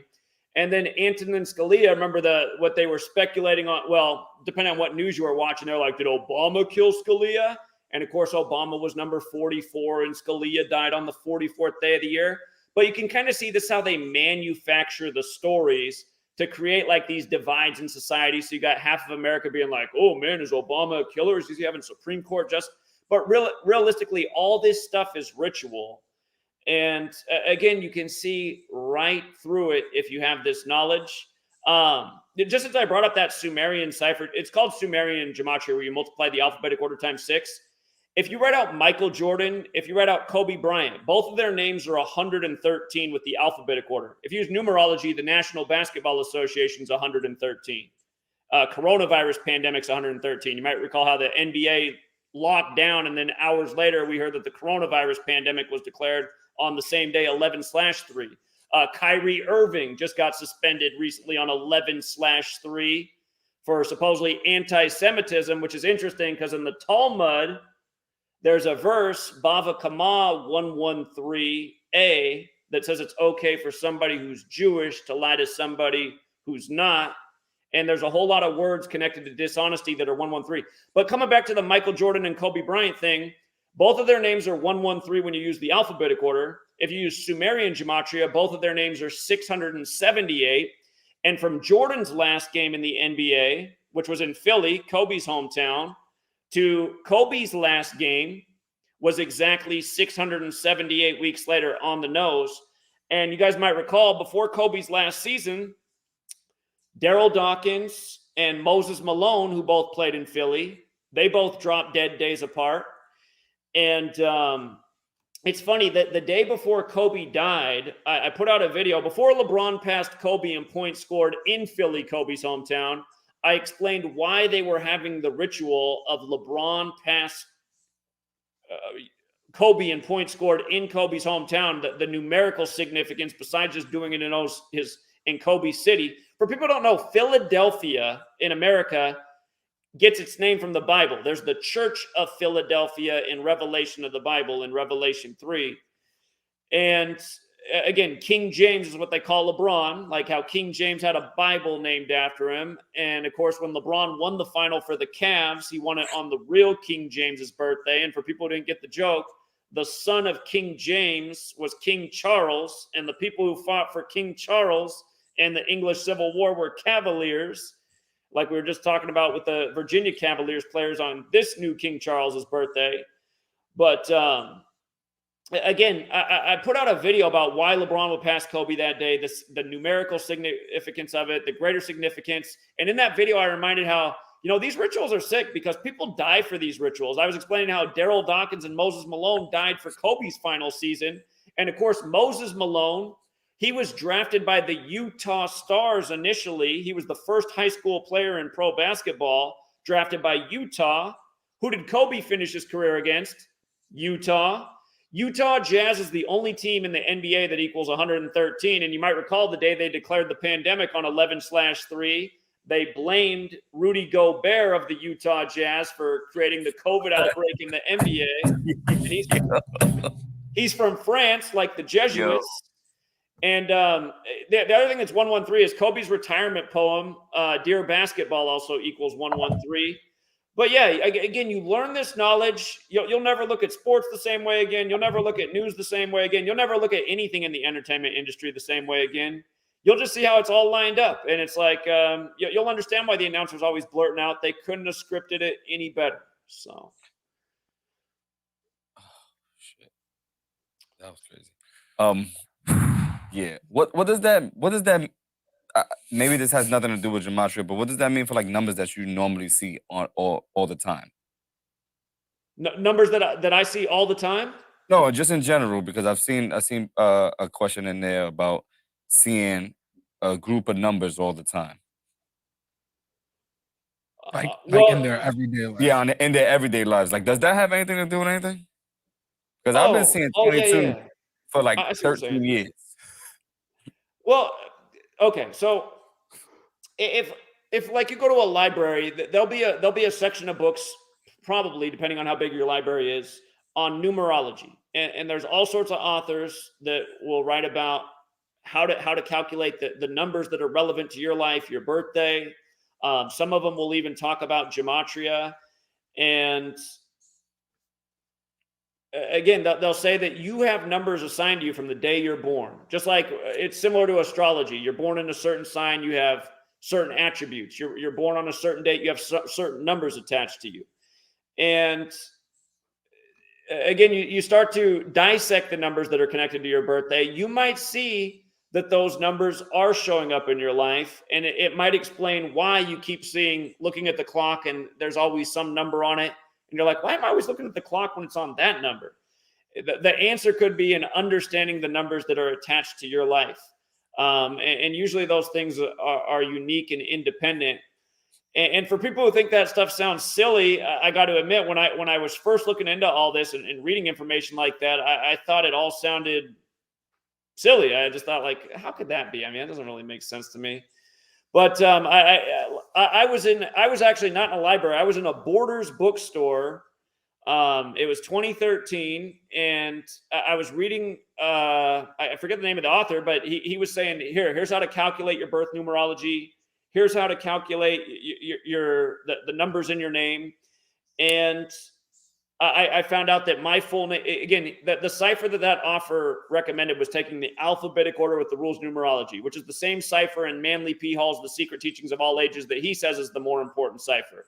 And again, in all the years I've been doing it, the majority of my work is in that cipher.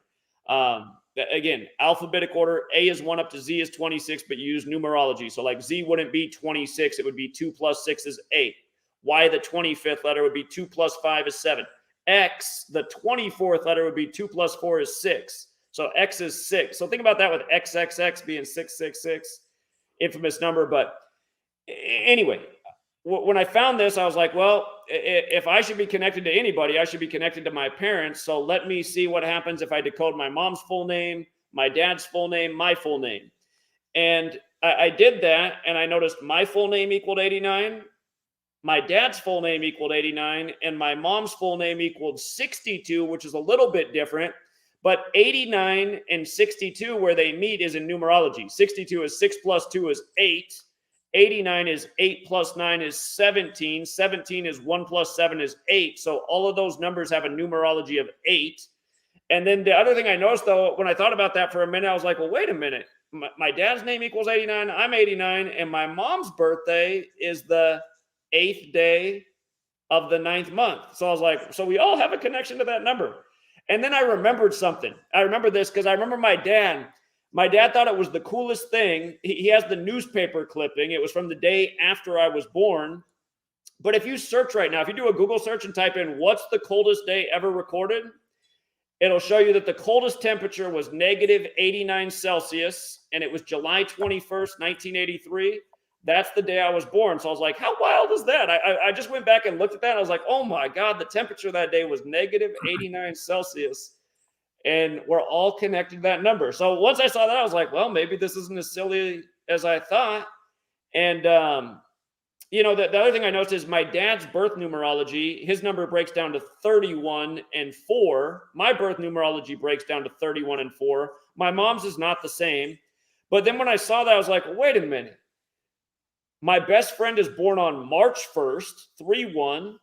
And you know what? Probably the most loyal person I have who's been following me for years, who's come out and flown around and pounded pavement with me, his birthday is also March 1st. And then my other really good friend, he's not born on March 1st, but his birth numerology is also 31 and 4. So again, I looked into all this stuff years ago and I was like, man, there is something to this. So yeah, for all people out there, break down your name, look at your birth numerology, and then see if maybe that's the reason. Maybe you keep looking at the clock and you're like, well, the number I keep seeing is the same number that is my number. I mean, it might be that way. Man, do you do like those type of readings for people? Like if someone gives you their birthday, can you like?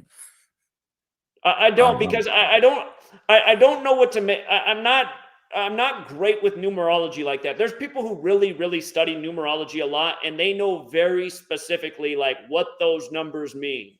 And those are the people to go get a reading from. My thing is just following the patterns, just like how I've been explaining to you. I look for the patterns and the manipulation. I guess if I was going to improve my research, it would be understanding the numbers better, that I see them coding over and over. So. Wow. I feel like that moment in the Matrix where he asked you, do you want the red pill or the blue pill? And I took the red pill and I'm like, oh shit, I can't even look at the world the same anymore. Y'all out here paying taxes, don't even understand the numbers that's going on. Taxes mean this, and you just giving your government the money. This is crazy. Yeah, I'm Wow. just like perplexed at this information.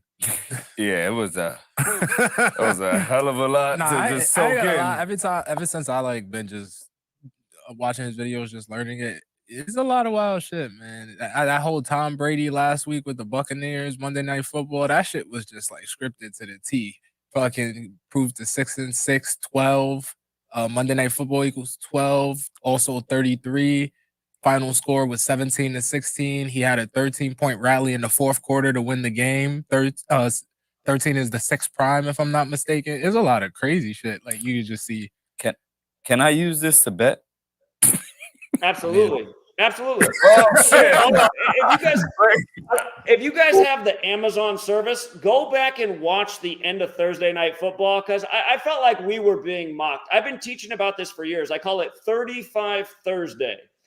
If you spell out Thursday in that most pure cipher, it equals 35. And almost every week, Thursday Night Football is all about 35. So this past week, I loved the Rams. I loved the Rams as the underdog because Sean McVay could stay on 35 losses in the regular season, and so could Baker Mayfield, who they said was going to play in the game. And they both did stay on 35 losses. And Baker Mayfield won the game on his 35th pass, the game-winning touchdown.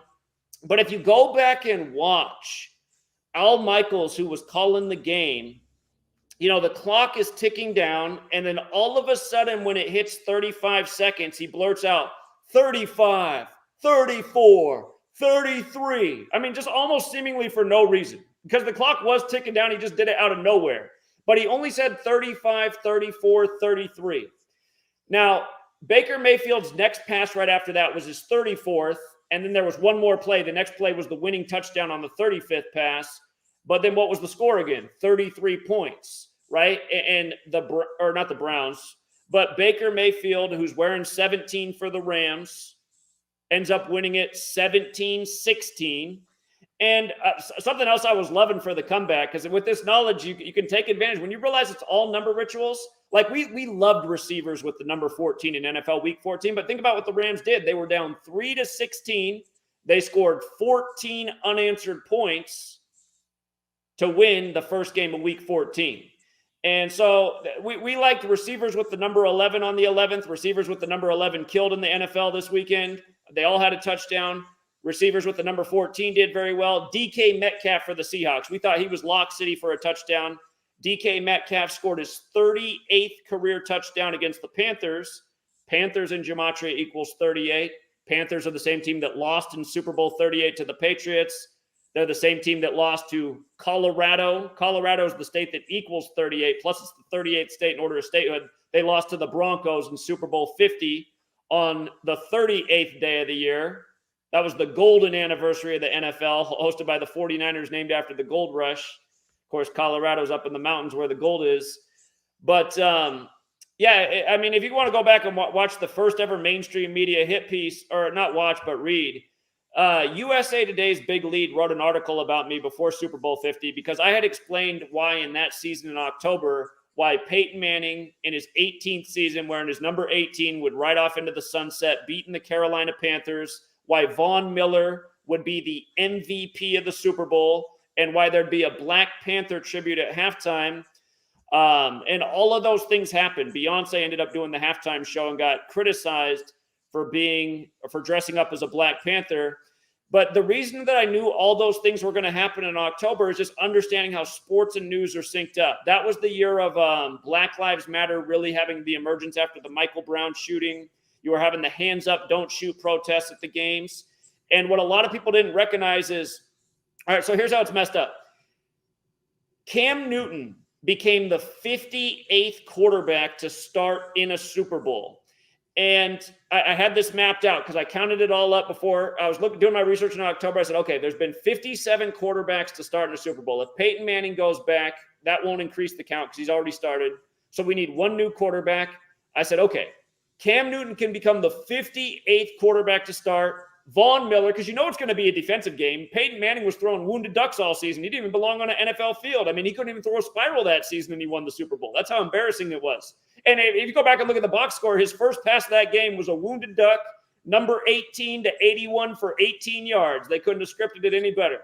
But I knew that it was going to be a defensive game. So I was like, watch, Von Miller, who wears number 58, who was drafted one pick after Cam Newton, that will be your Super Bowl MVP. I still remember when if you go back and watch, Cam Newton had the ball knocked out of his hands and it fell down at his feet, but it didn't roll. It just stayed right at his shoes. And he just stared down and just looked at the ball until the other team picked it up. It's like, come on, man. Cam Newton's not going to try to pick up the ball in the Super Bowl.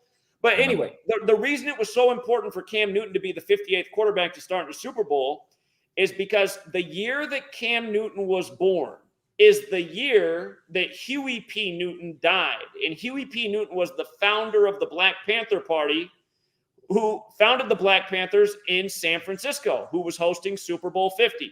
By the way, San Francisco equals 50 in Gematria, like they hosted Super Bowl 50, like how once upon a time they were 5-0 in Super Bowls before they lost the Harbaugh Bowl, and then they lost the Joe Montana Bowl. Joe Montana equals 54, like how his Chiefs beat his 49ers in Super Bowl 54. He wore 19 for the Chiefs. The Chiefs win the 2019 season. But here's what's messed up about Cam Newton and Huey P. Newton. Cam Newton was born on the 131st day of the year. Huey P. Newton died in the same year on the day leaving 131 days left in the year. So Cam Newton born on the 131st day, Huey P. Newton dead on the day leaving 131 days left in the year. And if you write out Super Bowl, it equals 131. Huge number every year with championships. Take a good look at the college football playoff, because there's a lot of 13-1 that could happen in that college football playoff, and it seems to happen year after year in the college football playoff. The word championship equals 131, so does the word Super Bowl. They're both 131. These numbers show up around championships all the time. In fact, before Peyton Manning won the Super Bowl, you can probably still look at the archived article. ESPN put out an article about 131 children in Indiana named after Peyton Manning. It's just like, come on, man. Where did they go count 131 kids in Indiana named after Peyton Manning? So that's how you just see that they're playing games when you learn this knowledge. But here's what else is messed up. Back when I did that prediction, the only two ciphers I knew back then were the alphabetic order and the alphabetic order with the rules of numerology. Just like I learned from the Secret Teachings of All Ages, the book by Manly P. Hall. What I learned it shortly after that Super Bowl. If you run the alphabetic order in reverse and run it in reverse with numerology, it's the other half of the code. What blew my mind, Huey P. Newton equals 131. Just like when you run it in reverse, Huey P. Newton is 131 in reverse. Forwards, his name is 58, like how Cam Newton became the 58th quarterback to start in the Super Bowl. And then all these years later, Cam Newton's in the Super Bowl in San Francisco, where he founded the Black Panthers with the Black Panther on his helmet. And who's he losing to? He's losing to the white Bronco team, right? The white Bronco, this race thing, right? White cops shooting unarmed black people, leading to the protests in the NFL. And then you think about it, what's like one of the most racially divisive things that's happened in our lifetime that involves a football player? O.J. Simpson, right? O.J. Simpson with the white Bronco chase, you know? Just like how this year, I went to Buffalo after the top shooting and educated on the street there, talking to all kinds of people in the community. I spent a whole week there. And I was talking about, I said, look, you guys, look at what they just did at your store with this racism shooting. You have Byron Brown, who everybody knows wasn't really elected mayor in this town, who they put back in here. You have Kathy Hochul, who's from Buffalo. Kathy Hochul was 63 years old. Byron Brown was 63 years old. In Gematria, Buffalo equals 63, so does racism. If you write out Buffalo Bills, it equals 117. That shooting was exactly 117 days before the season opener against the Rams. The same day as the Buffalo shooting, there was a shooting in Los Angeles at Grand Central Market. It didn't get as much attention because the Buffalo shooting was bigger, but Grand Central equals 117. So 117 days later, those teams are opening the season. Buffalo's the Queen City. They're winning that game in LA as the Queen of England dies. And by the way, the Queen of England only went to one American football game in her life. and it was back in 1957. She dies the day that the NFL season starts, that ends with Super Bowl 57. Not to mention Kathy Hochul was 57 years, or excuse me, Kathy Hochul was 63 years old, but she's the 57th governor of New York. But anyway, I went to Buffalo to educate about how that store opened on O.J. Simpson's birthday, how the O.J. Simpson verdict, the racially divisive verdict, was on October 3rd, 10-3, just like how at the top shooting they said 10 dead, 3 injured. This is the 103rd NFL season. We predicted at the beginning of the year we'd see the Bills become 10-3. That's exactly what their record is right now. And notice all 3 teams that could become 10-3 this weekend did. The Bills, the Chiefs. Remember how that game ended last year? That crazy game between the Bills and Chiefs. There was like 5,000 yards of offense in the last minute. But and then also the Cowboys game. All those teams became 10-3. And then the big news story in the U.S. that day that all those teams became 10-3 is that the Pan Am 103 bombers being sent to the U.S. on the same day. And that's a whole other thing to get into. But Pan Am 103 is all synced up with 9/11. That's why Osama bin Laden's birthday is 10/3. It's a lot to explain. But like I was saying, just sports and news. Just like how after 9/11, you had the Patriot Act and then the emergence of the Patriots. All of this stuff is connected ritual, and they just keep syncing it all up. So, again, I'll try to be quiet for a minute. Oh, man, I got a couple of things. One, you made me feel like I can't like Peyton Manning anymore for some reason. That's my favorite quarterback. Secondly, you watch Manifest? Because I feel like your wall has like red lines with like this date and this date and this date. It just goes crazy with like so much shit. You got the spider web. Yo, he's got a whole web. You got a whole wall full of webs. The Batcave. You're referring. I actually haven't seen this Manifest show, but there's a lot of things that show like the red thread connecting all the events, right? We're familiar with this. Do you know where that comes from, the red thread? No. So that's perfect. I'm glad you brought that up. So that red thread is a Kabbalistic concept. The red thread in Kabbalah, it's the invisible red thread that connects the events of life. So this is a concept. So whenever you see that in the shows, they're paying tribute to this Kabbalistic idea about how events are connected through the red thread. And again, this is where Gematria comes from, Kabbalah. So your reference there is right on point, and all these things are related. Shit. Yeah, this is definitely some great information, and I hope people actually take the time out to go and research some of this stuff and look into it. Shout out to all 77 people in the chat. If you in the chat, definitely smash the like button. Let's continue to run this up, and please subscribe. Help us get to our first 1K. We definitely appreciate it. But to further along the conversation, I'm curious about like Michael Jackson. All right, because I'm said on this pod numerous times that let me be careful with my words here. I've said that I don't believe the story that has been told about Michael Jackson and his death. Hey, I mean, Prince is crazy too. Like that's even worse. Like that's just I don't know. But Prince had the "I Would Die For You" song for being like he used the number 4 and the letter U for being 4 and U being the 21st letter of the alphabet. Prince died on 4/21. Like, so fucking crazy. It's probably some Michael Jackson too. Oh, wait. I wanted to ask something before we get to Michael. That's what I wanted to ask. When people say it's scripted, can you identify who they is that are scripting all this stuff that's happening? Because I can't compute that Cam Newton was born to follow this script. So where is this script that people reference? Where is this coming from? Okay, so who is they? Yeah. All right, here's what my research shows me, because I was looking for this answer too. If you go back to the 16th century, that's when we got on the Gregorian calendar, the same calendar we now use, named after the Pope.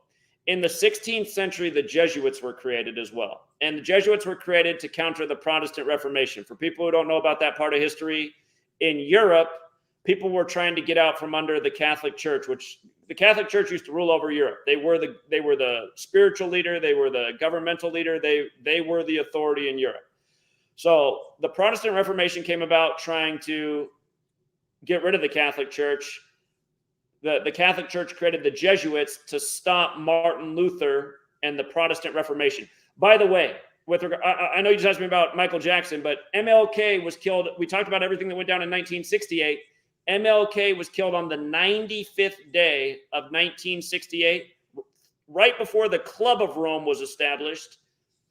The Jesuits were created to counter the 95 Theses, and their leader was Martin Luther. MLK was born Michael, but he assumed the name Martin Luther after the Protestant Reformation leader, only to be assassinated on the 95th day of 68, 3 days before the Club of Rome was established.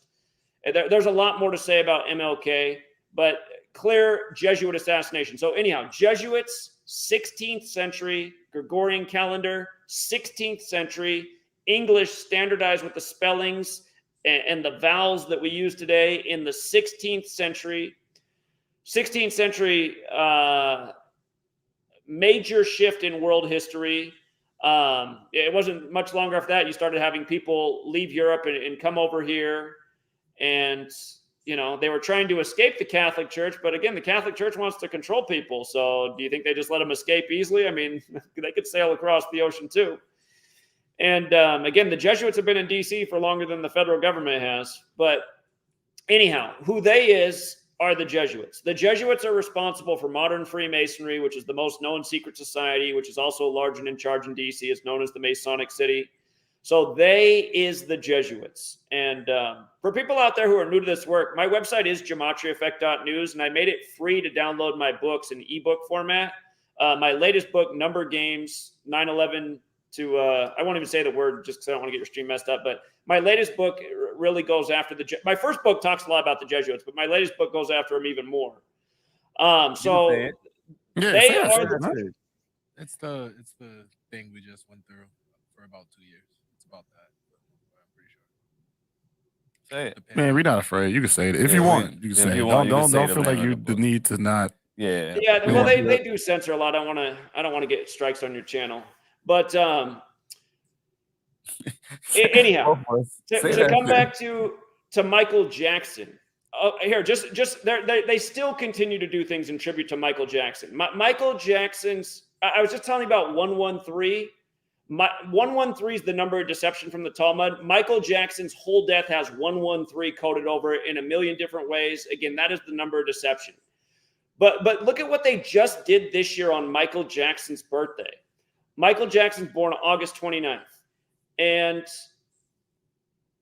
you got brought up Prince, too. Prince's brother just died the other year on Michael Jackson's birthday. Again, both those guys were born in 58. But anyway, I'll talk about Prince in a minute, too. But on Michael Jackson's birthday this year, the two top stories were Jackson, Mississippi was underwater.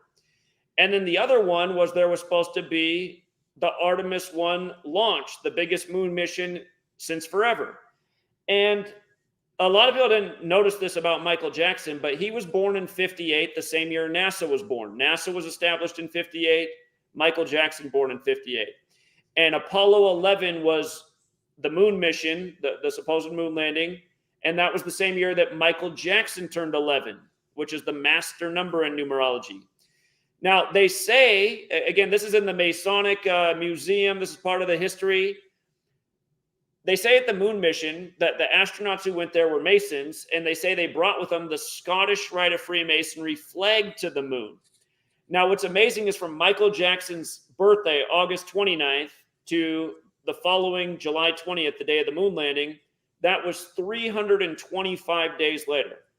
If you write out Scottish Rite of Freemasonry, it equals 325. That means that from the moon landing to Michael Jackson's upcoming birthday was 40 days later. If you use numerology, moonwalk equals 40. So does United States, right? So here's like the biggest star there ever was in the world, U.S. born and bred, the moonwalker, and lo and behold, 40 days before his birthday, the moonwalk. Now, look at this. That moon mission was scheduled for Michael Jackson's birthday. and it was initially supposed to return. This is the way they reported it when the news first broke. It was going to launch on Jackson's birthday, and it was going to return on October 10th. If you count October 10th through the last day of the year, December 31st, those are the last 83 days of the year. Do you know what year Michael Jackson first moonwalked in? Oh, shit. Don't say it. 83? 83. Now, he moonwalked in Motown in Detroit. I call Detroit the 83 city because it's on the 83rd meridian, and Detroit, Michigan equals 83. And I love that number. The Lions, who have struggled to win football games, when my eyes light up for a Lions game, it's when 83 is on the board. Like, for example, Kirk Cousins just lost this week in Detroit, and he became 8-3 versus the Lions for his career, right? 8-3. They were making a big deal on Thanksgiving. Thanksgiving was the Lions' 83rd ever Thanksgiving Day game. And before the game, they played Buffalo this year on Thanksgiving. The big story before the game was the Buffalo shooting, the white supremacist shooter. And if you're even watching the story, they even told the full story like it was the news again. They talked about how the shooter went to the store on the 8th day of March, 8-3. The word murder, for the record, also equals 83, like how the song Murder by Numbers by the Police came out in 83. But again, these things are all number games. That's why my latest book is called Number Games. And again, it's just like, look at what they're doing, man. And nobody, that's what I'm just like, God, the whole, I swear to God, if I had not been so censored in 2016, I was getting a ton of views. And then I got put in the algorithm dungeon and censored and deleted a bunch of times. Now I don't get any views. But back in 2016, I was able to get hundreds of thousands of views. And had that trend and trajectory continue, I feel like the whole world would know about Gematria. And everyone would know about what they just did with the Artemis 1 launch scheduled for Jackson's birthday and meant to return on the day that's the last 83 days of the year. Everyone should see these games they're playing with us. But yeah, for all the people who doubt it, go out there and look it up. You'll see October 10th, 83 days, moonwalking 83. These people don't stop. And probably for as long as we live, they'll probably continue to pay tribute to Michael Jackson with stuff like this.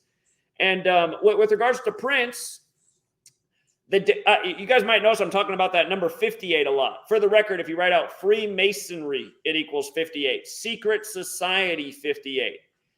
The day of the 58th Grammys, Prince's girlfriend from the time of Purple Rain died, Vanity. And Purple Rain in the same way equals 58. So Purple Rain, 58, Secret Society, 58, Freemasonry, 58. Prince's girlfriend from the time of Purple Rain dies the day of the 58th Grammys. And I put out a video that day, and I said, I started to look at it, and everything coded into her death. It was lining up with Prince. And I said, man, Prince better look out. I think we're going to be reading about Prince here pretty soon. Prince, he'd been at a basketball game recently, and he was looking kind of sickly, too. You might recall he's walking around with the cane. But I said, I think Prince is coming next. And sure enough, what day is Prince dead? Not long after. He's dead on April 21st, the Queen's birthday. And like gentleman just said, Prince had the song I Would Die For You with the number 4 and the letter U. And he recorded that song in 83. He was way ahead of his time writing it that way because there wasn't any cell phones. No one was texting. I can't think of any other song title from that time where they spelled 4 with the number and just wrote U with the letter. But I Would Die For You, used the 21st letter, 421. He dies on 421, the Queen's birthday, Prince, Queen, royalty.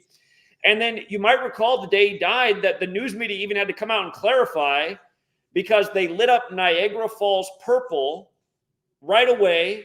And people are like, whoa, how do you have this tribute to Prince already ready when the news just broke about his death? And the news media said, oh, no. That purple tribute's for the Queen because it's her birthday. But people didn't get it. Vanity was from Niagara Falls. She won all kinds of beauty pageants in Niagara Falls. And again, she's the one who died the day of the 58th Grammys. And now in her hometown, they're lighting it all up on purple on the Queen's birthday, the day that Prince is dead.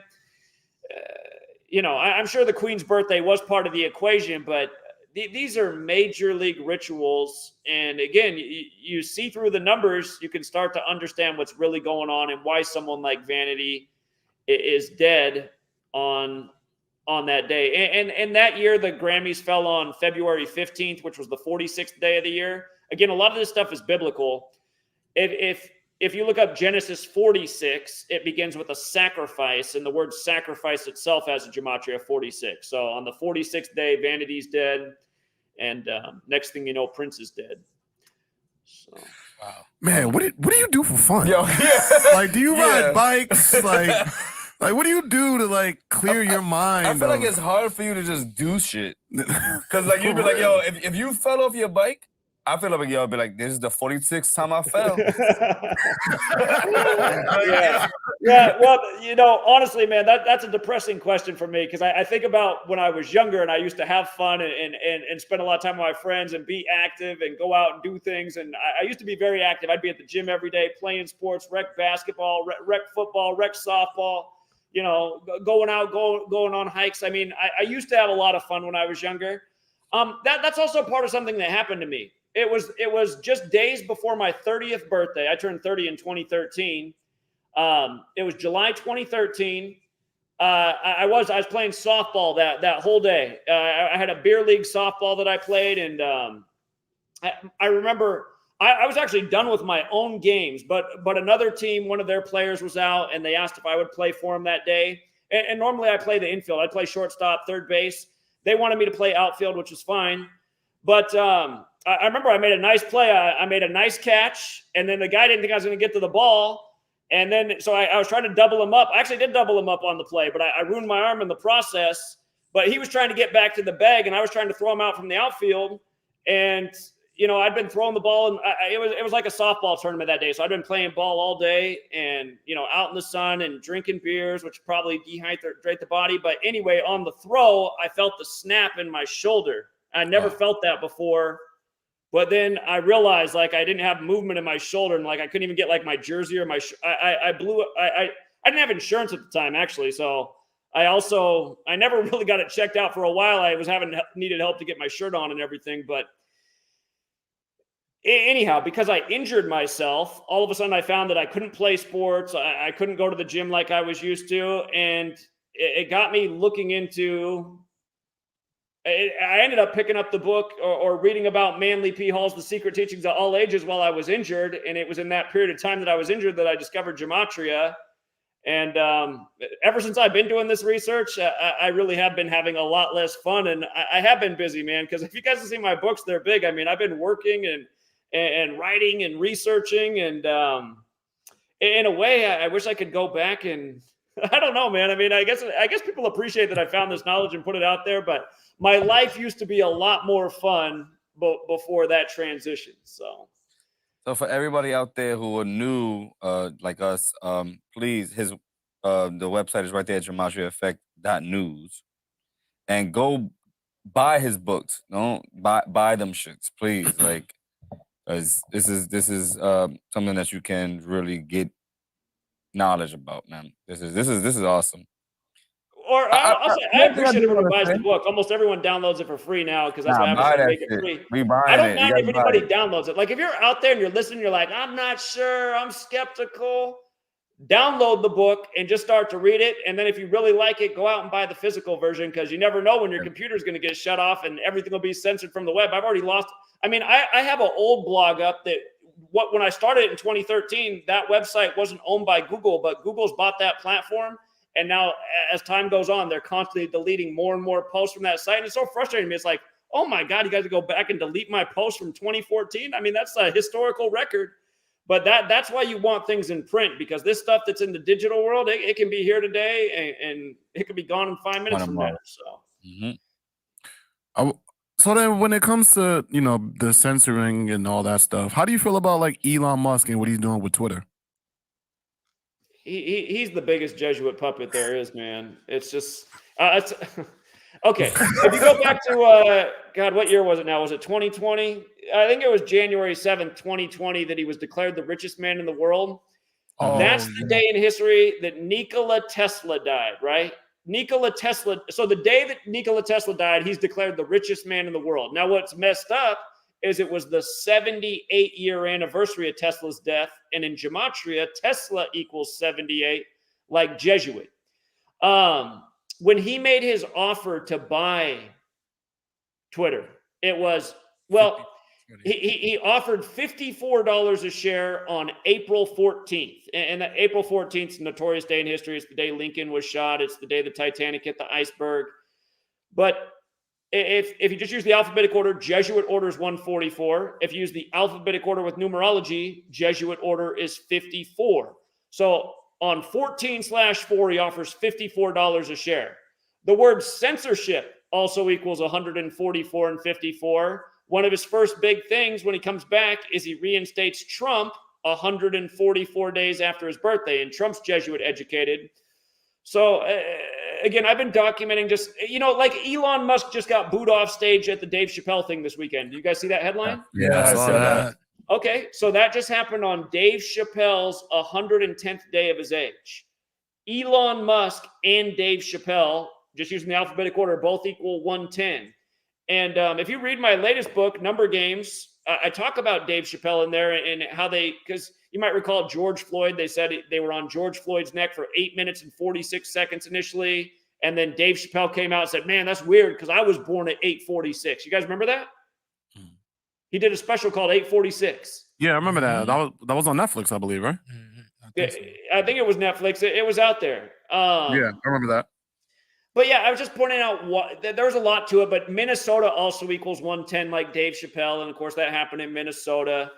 And there's a whole lot more. I mean, I have a giant chapter on the whole George Floyd thing in that same book, and Kobe's death's covered in that book in a giant way. And man, you go back and look, the day that George Floyd news broke, they were showing a woman holding a Justice for George Floyd sign in a Lakers jacket. And, of course, the Lakers are originally from Minneapolis. Minnesota's the land of 10,000 lakes. But, for people who don't know, Kobe died at age 41. Kobe Bryant equals 41. He died on the 41st day of the Pope's age while traveling from Catholic Mass. And then the Lakers did end up winning the championship that year. And they won it exactly 41 weeks after LeBron's birthday on a mini holiday known as Father-Daughter Day after Gianna and Kobe die. Kobe was 41. The daughter was 13. If you take the letters LA equals 13 forwards. L's the 12th letter, A's the first, 13. You run the alphabetic order in reverse. LA equals 41. A's the 26th letter, L's the 15th, 41. So 41 and 13 in LA. And for people who don't know, that when LeBron went to the Lakers on July 1st, coming over from Ohio, the 17th state, I said, just watch. LeBron's going to win the Lakers their 17th championship in his 17th season, which is exactly what he did. And then they tied the Celtics. NBA ends the 14th letter. B's the second, A's the first, 17. Again, Ohio's the 17th state. You just had Baker Mayfield, who started out in Cleveland, come to LA and win his debut game with 17 points, with 17 on his back. Odell Beckham last year. Odell Beckham got traded from Cleveland to LA. He got traded on his birthday. He got traded on his 29th birthday. Okay, get this. If you write out Ohio and if you write out football and use alphabetic order with numerology, Ohio and football equal 29. Ohio's the birthplace of football. Odell gets traded on his 29th birthday, which is the day leaving 56 days left in the year, to the Rams before winning Super Bowl 56. And where did the Rams franchise start out at?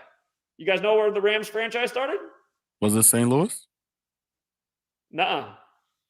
No, before it was a city before St. Louis. Cleveland. Oh, the Rams are from Cleveland. What? Yeah, the Rams are originally from Cleveland. So that was part of the joke of sending Odell from Cleveland to LA the year of Super Bowl 56.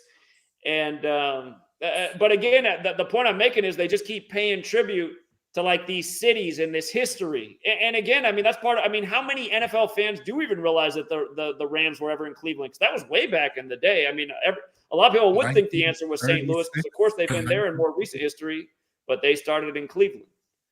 36 to 42. Yeah, 1936 to 42. So like the athletes and entertainers, is this like in their contracts or something that they have to follow the script? Like, what part of sports is freaking real at this point? Because that's the part where I'm confused. Because now, if all of that happens, right? Like, is Odell like aware? Yeah. Like, are these athletes and entertainers oblivious to this stuff? you know, they don't necessarily have to know what's going on, right? I mean, if they're out there just following, you know, coach's orders, and some people on the field know.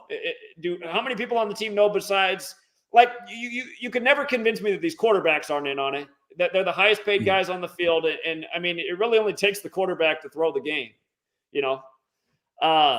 Go back to Russell Wilson not handing the ball to Marshawn Lynch. One of my favorite numerical rituals of all time. The date was February 1st. That shit was so stupid. All right, look at this. It was February 1st. Russell Wilson's 21st pass on the down 2nd and 1 gets intercepted by number 21, right?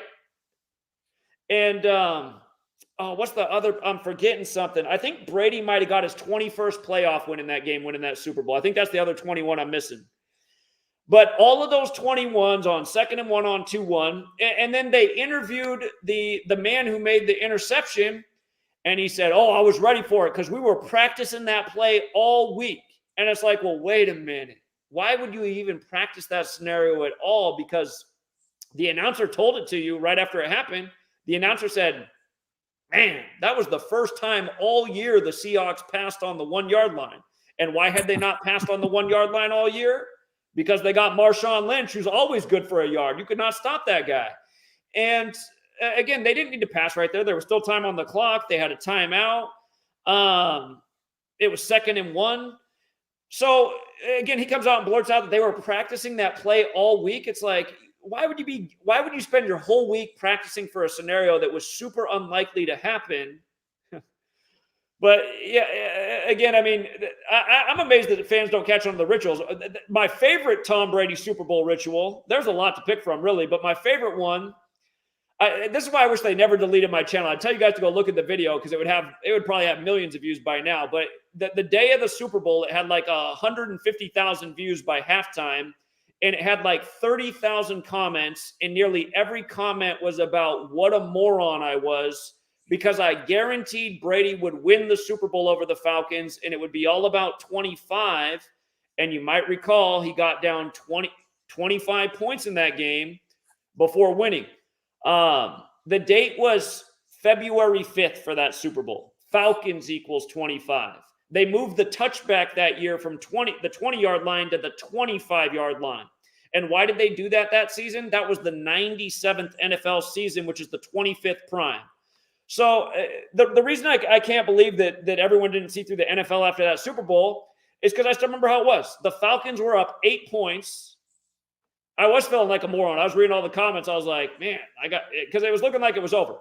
The Falcons were up 8 points. Julio Jones catches the long pass from Matt Ryan to set up 1st and 10 with about like 4.5 minutes left. And they're down near the Patriots' 20-yard line. It's like, okay, run the ball a few times, milk as much time off the clock, kick a field goal. You're up 11 points, and maybe the Patriots are going to have 2.5 minutes to work with in a 2-score game. I mean, anybody could have coached the Falcons to the win in that scenario. But instead, what do? What do they do instead? Instead of running the ball and milking the clock, it's like Matt Ryan drops back the pass and throws an incomplete pass. And you're like, what? And then the next pass is he takes like a sack for like a loss of 10. So now it's like 3rd and 20. And then he takes another sack. Or no. Excuse me. It ended up being 3rd and 33. There might have been a holding penalty in there. But if you go back and look at the box score, they literally got to 3rd and 33. And they didn't use any time off the clock. And then they end up punting the ball. And you're just like, come on, man. Like, how?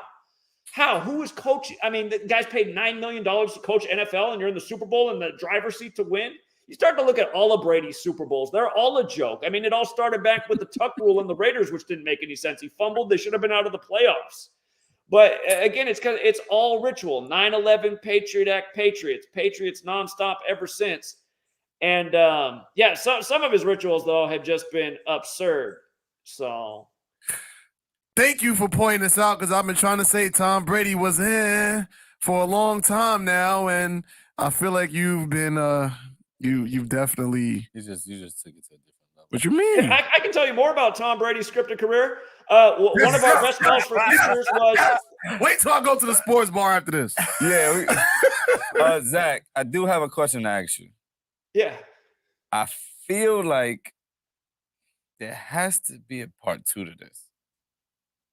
Yeah, I'm happy to come back. I always like sharing this information with new audiences. So yeah, I that's feel fine. like you have so much more that you gotta give us. Bro, I've watched a ton of his videos and I still feel like I don't know shit. Like, honestly, bro.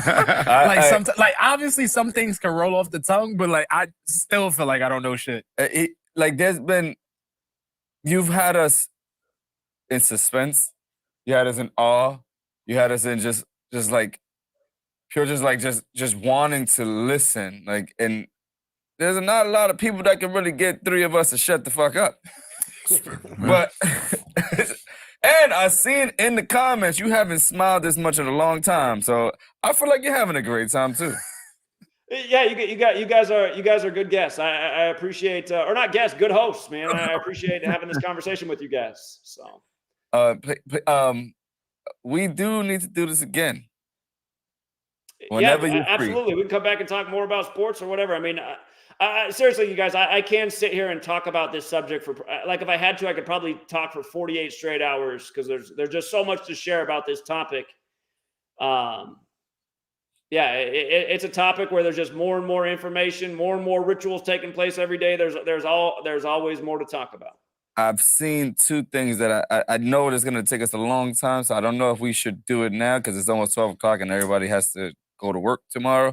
I want to, for the next time, I want to know about the Kobe ritual. Somebody said it in there, and there was another one that they said that you got to tell us about the Kobe ritual. I think someone said 9/11, but we no, spoke about it that. was Kobe, and then Kobe ritual, and the 2-1 Bama championship game ritual. Oh, there's been a lot of Alabama rituals over the years, that's for sure. So okay. Yeah, man. I this is gonna. I honestly I don't even want to talk. I just want to listen. Yeah. like I don't even want to. I just want to listen. Like it's insane. Like I haven't wanted to shut up ever.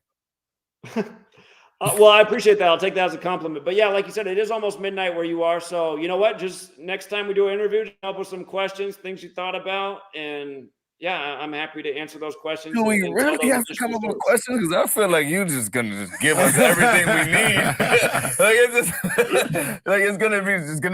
It's gonna be a gem no matter what. Like we could just.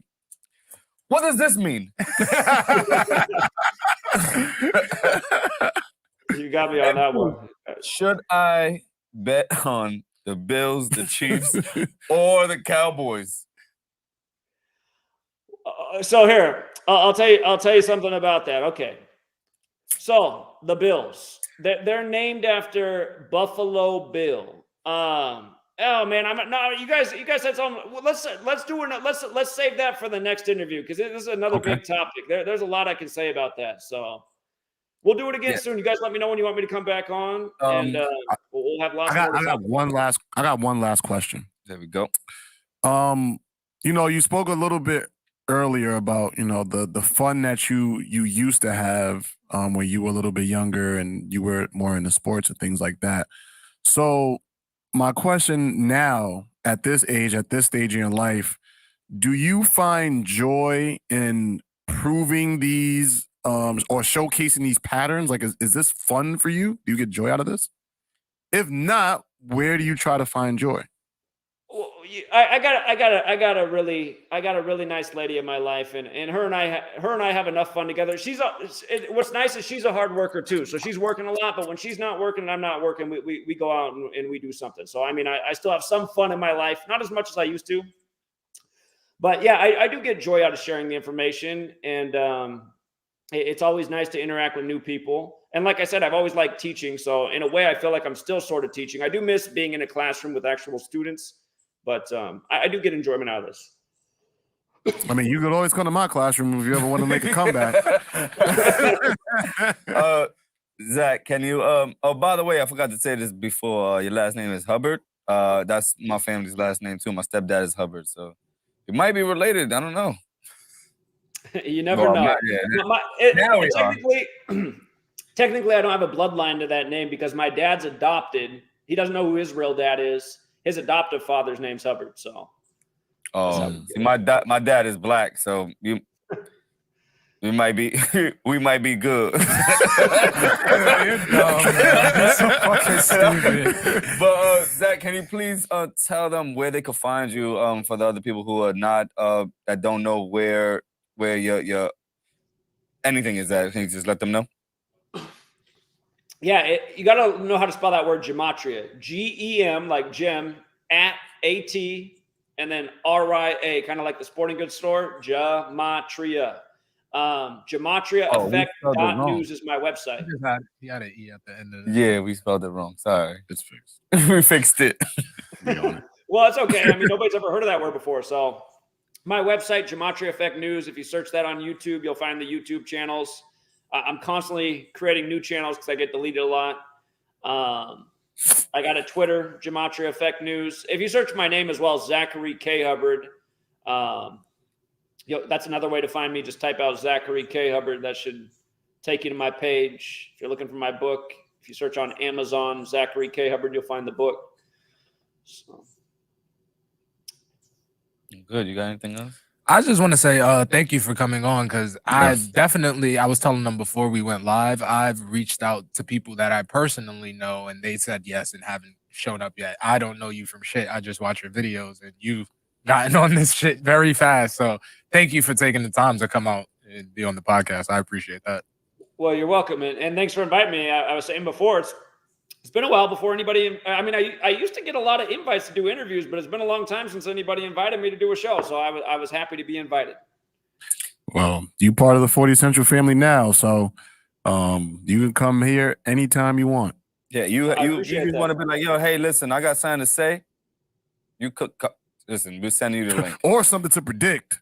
Oh yeah, if you wanna, that'd be cool. Yeah, if you wanna awesome. Come on here, if you wanna just talk or predict something, or even just vent about, because we just talk to each other just as men. I think it's important for us to do that. So if at any point in time, man, please feel free to reach out to us. You're locked in with 40 Central forever now. Yes, you're in it for life, Holmes. I appreciate that. Please, everybody that's out there, subscribe, like our page. He will be back. Hopefully, you guys talk and get that situated. I would rather sooner than later. I would tell you to come back Thursday. I'm cool with that. We can fly out to wherever you fly out tomorrow. But you know what I do want to do? Whenever we do meet up, I do want to get a drink with you and just have like a real conversation at the bar and talk, because you seem like you're a really, really cool dude. But outside of all this, I feel like all of us would just get along, man. Like it's cool. Well, I told the people in Buffalo that if the Bills end up in the Super Bowl, I'm coming back out to New York. I was in New York twice this past year. I went out there for the top shooting, and I was out in New York for the anniversary of 9/11. But I did tell the community that I'll be back if the Bills are in the Super Bowl to talk about again what they really did there. And if that happens, I'll definitely be coming to New York City as well. So. Oh, okay, New York City as well. Okay, I was about to say, because Buffalo, not New York. No, I know it's a long drive.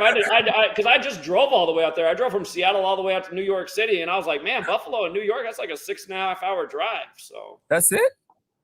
Yeah, well, yeah, because Syracuse is like good. No, from Seattle to us is only 6.5 hours. No, from Buffalo to New York's like 6.5 hours.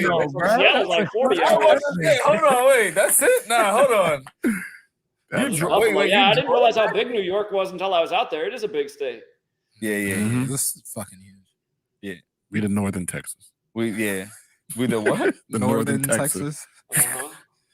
Yeah. But thank you. Do you have anything else to say?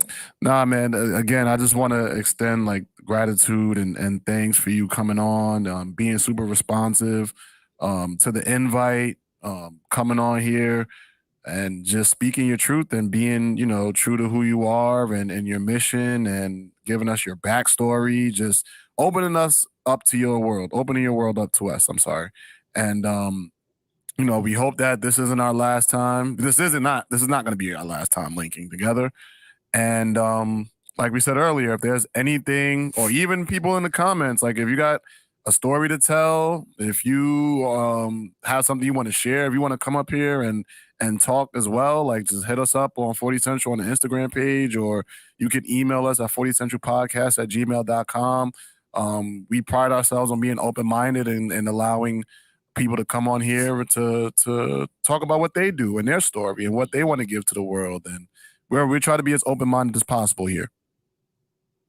Very cool. Yeah, I'll definitely be back. I really appreciate you guys having me on. Thank you. Anything else that you want to say before you go? No, I'll be back. So there'll be lots more to talk about. Here next it time. is. Let's go. Yeah. I had a very, very, very great time today, man. I told y'all this was going to be a good one. Yeah, man. did say I've that. been saying it for a minute. I just want to say thank you. I don't know if we could thank you enough, but thank you, because this was amazing. Welcome. You haven't does Gematria have a theme song? we usually play We were music. trying to but we could use a theme song. We don't have one yet. I'm an Well, artist. we have an artist. I'm We an have an artist. artist right here. He I might raps. make a Gematria rap song. I ain't even gonna lie. I might do it. We wanted to make one because we gotta put it up. We didn't know what to play. We what you said? I didn't say. I said Slipknot got a song called No. Gematria. But No, what did you say? I said I don't know if like Gematria has like a theme song for example, like conservatives, like a Red Kingdom MAGA song. And like I don't know if Gematria got a theme song. Like, Oh man! Thank you, everybody out there. And by the way, everybody who is listening, like I said, please subscribe and like and all that. But next time he comes up here, right?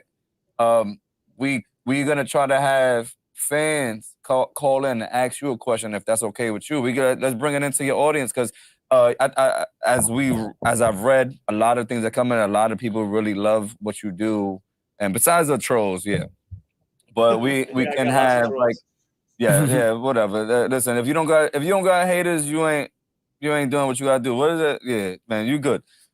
But we're gonna make it a little bit more interesting next time too, when you guys can come up here and y'all can ask them a question, because I know a lot of people over here are trying to get to you in some type of way, and they love what you're doing, and we do too. So let's make it very good the next time. And the next time we are not starting as late as possible. We're gonna start earlier because I need as much time what we could get with you as possible.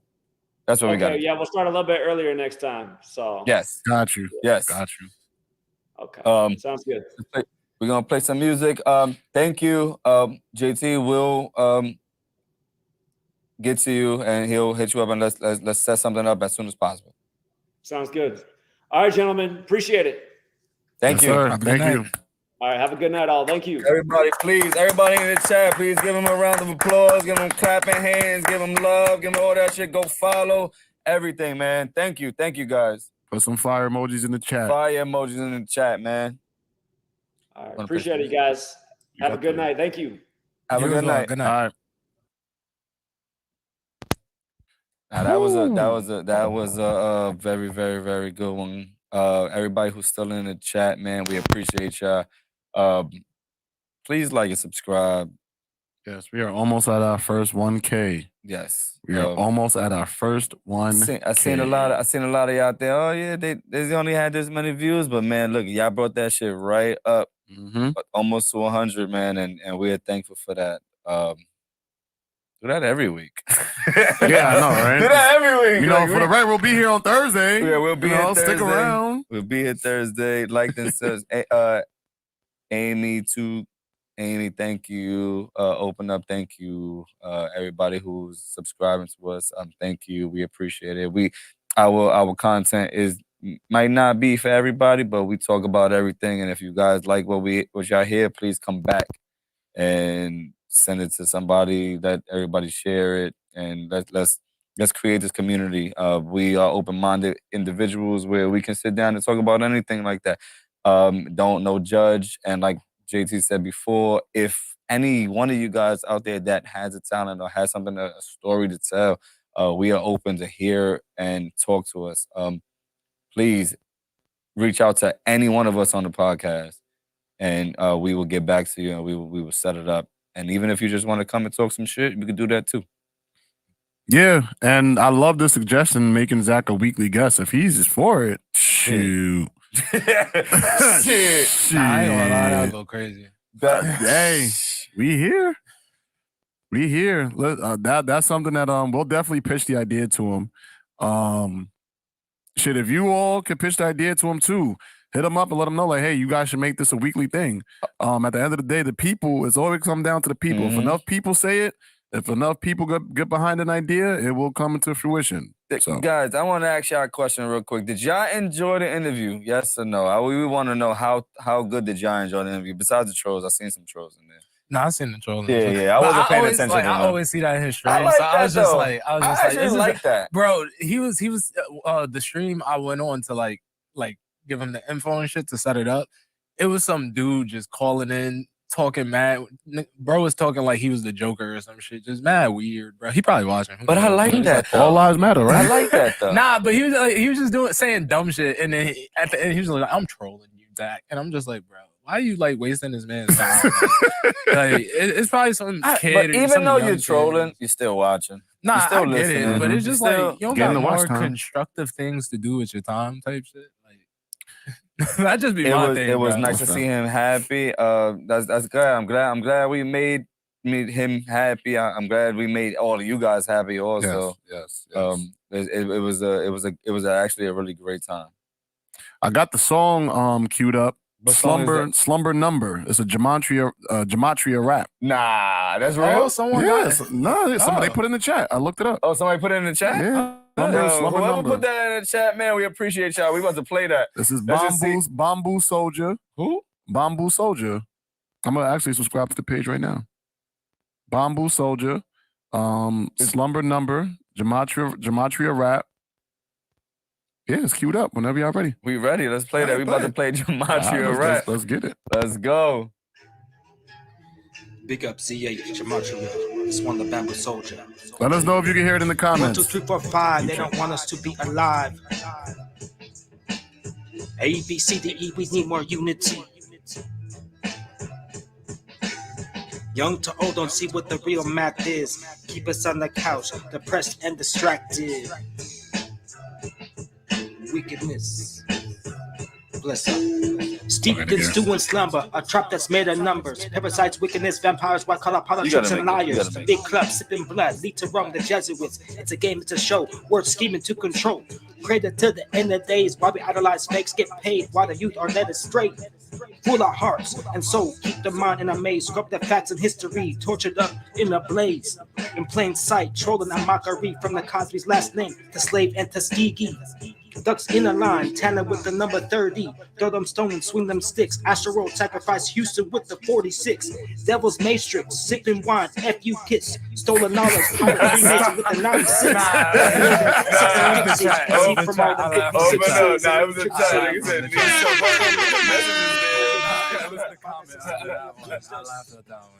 Murder music built on the radio. 144 Jizzy. Nah, he's spitting bars. This is Oh, kind of like he's in here though. this is like Blueface. It's a lot of shit you got to get off, so you got to take the Blueface 1, 2, 3, approach. 4, 5. They don't want us to get out I the get you. line. Yeah. Because I'm like listening to it. He's actually saying like a lot of we need more like unity. during the verse. You learning a lot of shit. Not gonna lie to you, he's been here Young for to old don't see what beginning the too, real man. math I is. appreciate Keep you, us on the man. couch, I appreciate depressed and you. distracted. I appreciate everybody in here, man. Please come back and just on Thursday we They will have be more here than live 60 again. fixes. You can see from all them 56s. Steeped in stew and slumber. It's a trap that's made of numbers. Bless up. He has no real equipment, but it's without no real equipment and all that stuff, man. You doing your thing, man. Keep on doing. Sound better with an engineer. Yeah, you need an Exactly. engineer. That would be great. That would be great, man. Anybody want to hit us up on Instagram? Please follow us too, man. Follow all our social medias. You'll get all of us on 40Central on Instagram, and we. Listen, I'm not bougie. Neither one of us is bougie. We will follow you back. Follow you guys back, man. We love y'all. Anything else you got to say before we get out of here? Nah, I'm good. Great episode, man. For real. Awesome. Yeah, and shout out to you, man, for putting this together. Yes. Nah, yeah. Yeah, that's a big deal, man. Getting that linking that and hooking it up and having the, you know how people be like, how can I explain it? I don't Marcus, know appreciate you. Marcus, appreciate you, the man. word. Like they don't want to ask people or like I don't know what that is, but for you to do that and like to put your pride aside and be like, yo, like pull up to our podcast and let the people hear what you got to say. Shout out to you for doing that. No, yeah. Hey, bro, I thought it was dope information. So, shit, anything I think is dope that I think is legit. I mean, I told conspiracy, so it is what it is. But I just thought it was shit like people should hear because shit. If you could win, you could even benefit off of it if you could win sports games from it. So like there's I'm shit. about to wait. He Round of gonna applause for let me that know. shit. He gonna let me know who's gonna win the fucking championship this year. That shit. I'm about to put the house on it. Yo, Bamboo. First of all, listen, man. And I know there are more times than us out there. You doing what you gotta do, no matter what, man. People like it. You like it. Everybody, whatever. That's all that matters, man. Continue to do what you love. Man, when the hood find out about this, boy. Oh man, bro, this is what I was saying. I was found out about betting on this shit. Oh, nah, but I was saying boy. when the hood found out about this too, this is gonna ruin all them barbershop conversations that people was saying, no, he's the greatest. He's the greatest. Nigga, Nah, that's shit like gonna saying The change. Rock is the greatest. He's supposed to be. They wrote it that way. Like it's gonna ruin all of them conversations, all of them, everything you argued with your homeboy about down the drain. It wasn't real. Yep. Nah, Facts. this is that. Listen, he had me thinking about like my life. So no funny shit. There was a point in time when he kept talking, and I'm like, damn, what the fuck are we gonna be in this shit? Like where the fuck? What are we gonna be? Like what number is gonna be? What does 40 Central mean? I was gonna go there too. I wanted to ask him about that. Yeah, just like in my mind was like, where the fuck does this go from? Everything that we got going on with us and how we gonna create shit and how it's been so much better this year in general, this ending of the year, like what the fuck is gonna happen? And my mind was going crazy and was like, yo, what the where do we go from here? Like where are we destined for something?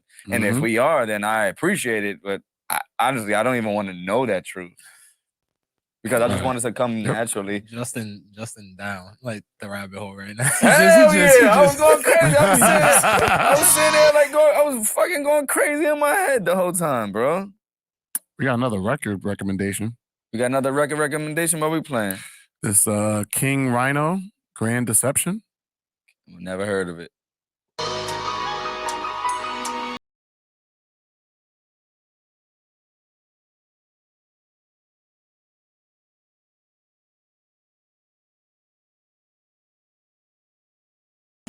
Comments please go. Nah, go ahead. I'm gonna put everybody.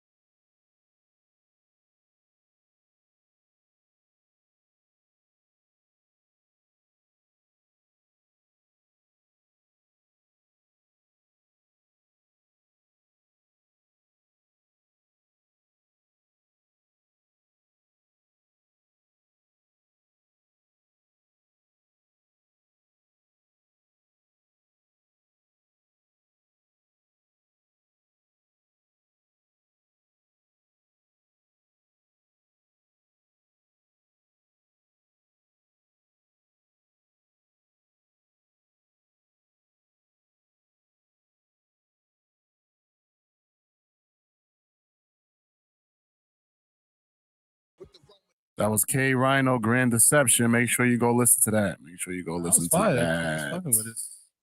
Bow, bow, bow, I bow, was fucking with it. bow. All right, man. Well, It's midnight. It's broke night. It was a great night. It was a great night. Well worth it though. Very well worth it. Very well worth it. Please, guys. We'll see you guys Thursday, and we will see you guys when Zach come back. Yes, yes. Hopefully that is absolutely real soon. It's cool. Hit that like button, hit that subscribe button, hit that notification button as well. So that way you can get the notification when we go back live on Thursday. We'll be here Thursday, 9 p.m. And yeah, hopefully we get Zach back on sooner than later. Follow me on Instagram too. It was great talking with you all. Thank you so much. I don't understand how much this means to our platform. Thank you so much for rocking with us. For those who are on Eastern Standard Time, rocking with us past midnight. For those who are not on Eastern Standard Time, rocking with us for the whole pod or even the duration of the pod. Thank you so much. This is the most views we had in one sitting all year. So this is a major way, great way to close out the 2022. Matter of fact, before we go, wherever y'all from, put that shit in the chat right now. We're gonna shout y'all out right now. We're gonna shout everybody out, man. We got 5 more minutes. 5 more minutes. Put where y'all watching from. All that shit. We're gonna shout y'all. We're gonna give y'all a round of applause for being here. We're gonna give y'all gunshots. We're gonna give it something. Just put that shit in the chat, man. Let's go.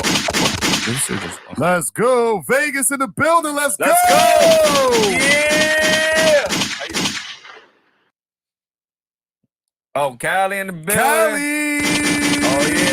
Oh, yeah, Bamboo, we might have something special for Cali. Orlando in the building. Open up. What up? Here it is. Let's go. Let's go. Orlando in the building. We gotta go back to the O. We gotta go back to the O. Always something. Always lit. We here in Miami soon. Maryland in the building. Let's go. Tennessee. What was that? You gotta always sing Tennessee. You said that note.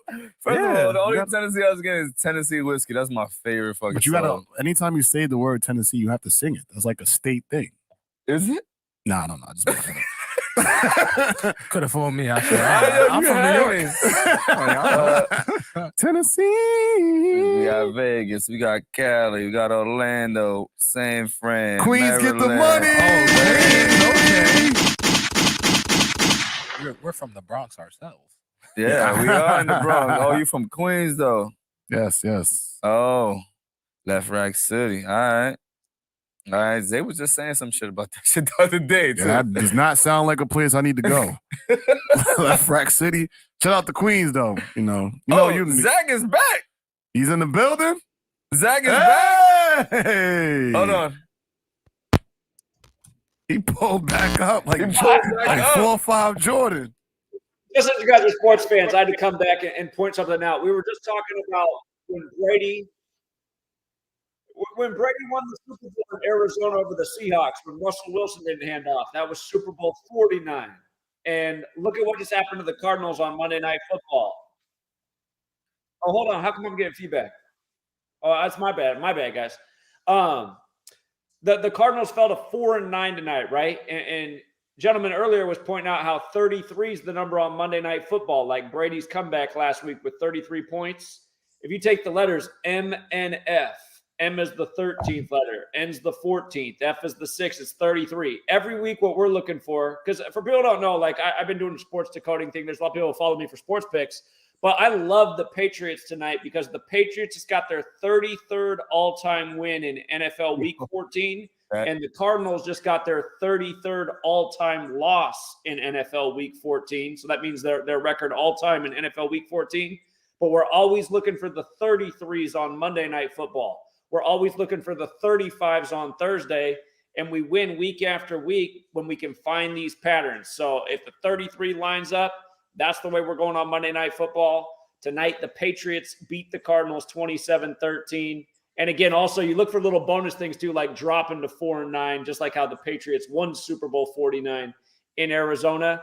But again, for the people who are new out there and skeptics, I'll give you some clues right now. Those 2 ciphers I told you, the alphabetic order with numerology, those are the most important ciphers in decoding sports. If you go on the website, statmuse.com, that website has like every pro sports stat you could ever think if you ask the right questions. Like if you type in, what's the Cardinals' all-time record in NFL Week 14? Before the game, you would have saw they were on 32 losses. If you would have asked the question for the Patriots, you would have saw they were on 32 wins. So I go through a number of categories each week looking for where they hide the 35 for Thursday Night Football. Where's the 33 at for Monday Night Football? The majority of time, those patterns hit in those specific games. And the reason we found these things out was just years and years of looking at it. So for people who don't appreciate it, realize we looked at this stuff for a long time before we locked into these patterns. But then we started to realize, like, look at that. Every week, 35's falling on Thursday. Oh, look at that. It's 30. It's all about 33 on Monday Night Football. Week after week, you'll see the same types of patterns persist. So I just wanted to come back on and share that with you since we were just talking about the Patriots Super Bowl. Of course, Brady's not there, but they're still paying tribute to the same numbers. Damn. Sheesh. Thank you for sharing that. Yeah, well, he came back and was like, yo, let me make sure I tell y'all this shit right now. Indeed. That's crazy. The people were, go ahead. I was just going to say, just since it was fresh and just right there. But again, for people, but before I come back next time, for people who just want to start looking, for all you sports fanatics, statmuse.com, start looking up stats, start looking at the Gematria, team names, cities. You'll see the way these patterns are very redundant. I mean, I can't tell you how many times over the years we've been talking about 33 on Monday Night Football this week after week. So anyhow.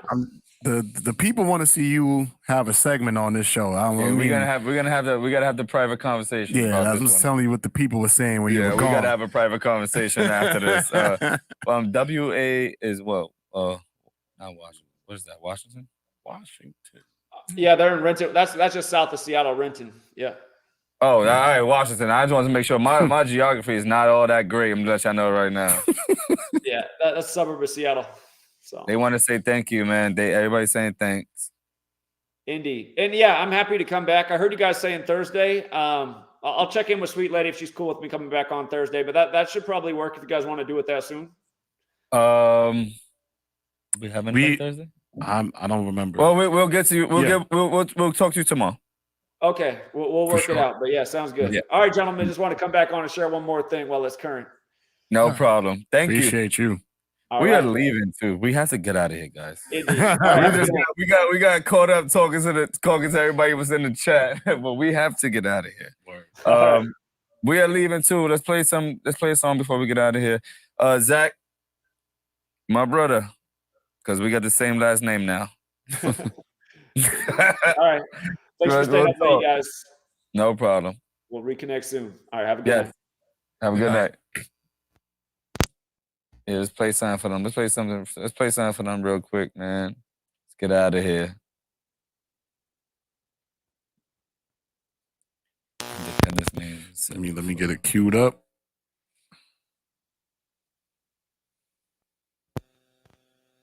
Sleeve. Nah, you gotta play. Shawty get me lit. It's time for us to get lit real quick. We owe it to ourselves. I'm about to go to recording. I witnessed this. What's up? So excited We haven't did this in a while. Uh-oh. Yeah. We haven't did this in a This is while. the professor. By the manual. Yeah. He just left. He's about to everybody. Let's go. I got a lesson to teach, little boy. Don't test me. Hey. If you want smoke, we got 762. Hey. Should be protecting your neck. Let's get it. She said she wanted to put her in cuffs. She was like many of us. Let's go. Headshot. I'ma leave a nigga slumping. We gon' pull up with them sticks and I guarantee you we gon' offer keep thumping. Yeah, fuck it up. Why these niggas keep on running? Yeah, run it up. Turning nothing into something. Here's the aim of the day. Fuck with a little nigga gotta say. Bitch, I got aim, I don't pay.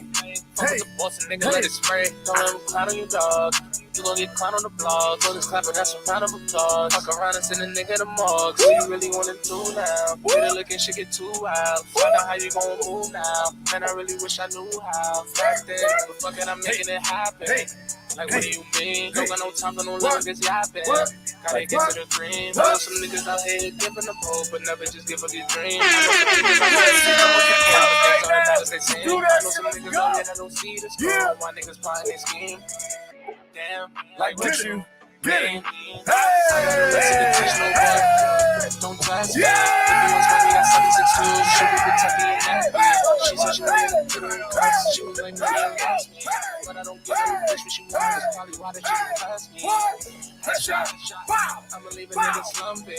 We gon' pull up with them sticks and I guarantee you we gon' offer keep dumping. Yeah, fuck it up. Why these niggas keep on running? Yeah, run it up. Turning nothing into something. See, that wasn't too hard. They not listening. They not listening. I wanted to teach y'all a few. They not listening. That was Professor by the manual. Out of my classroom. Woo! Let's go.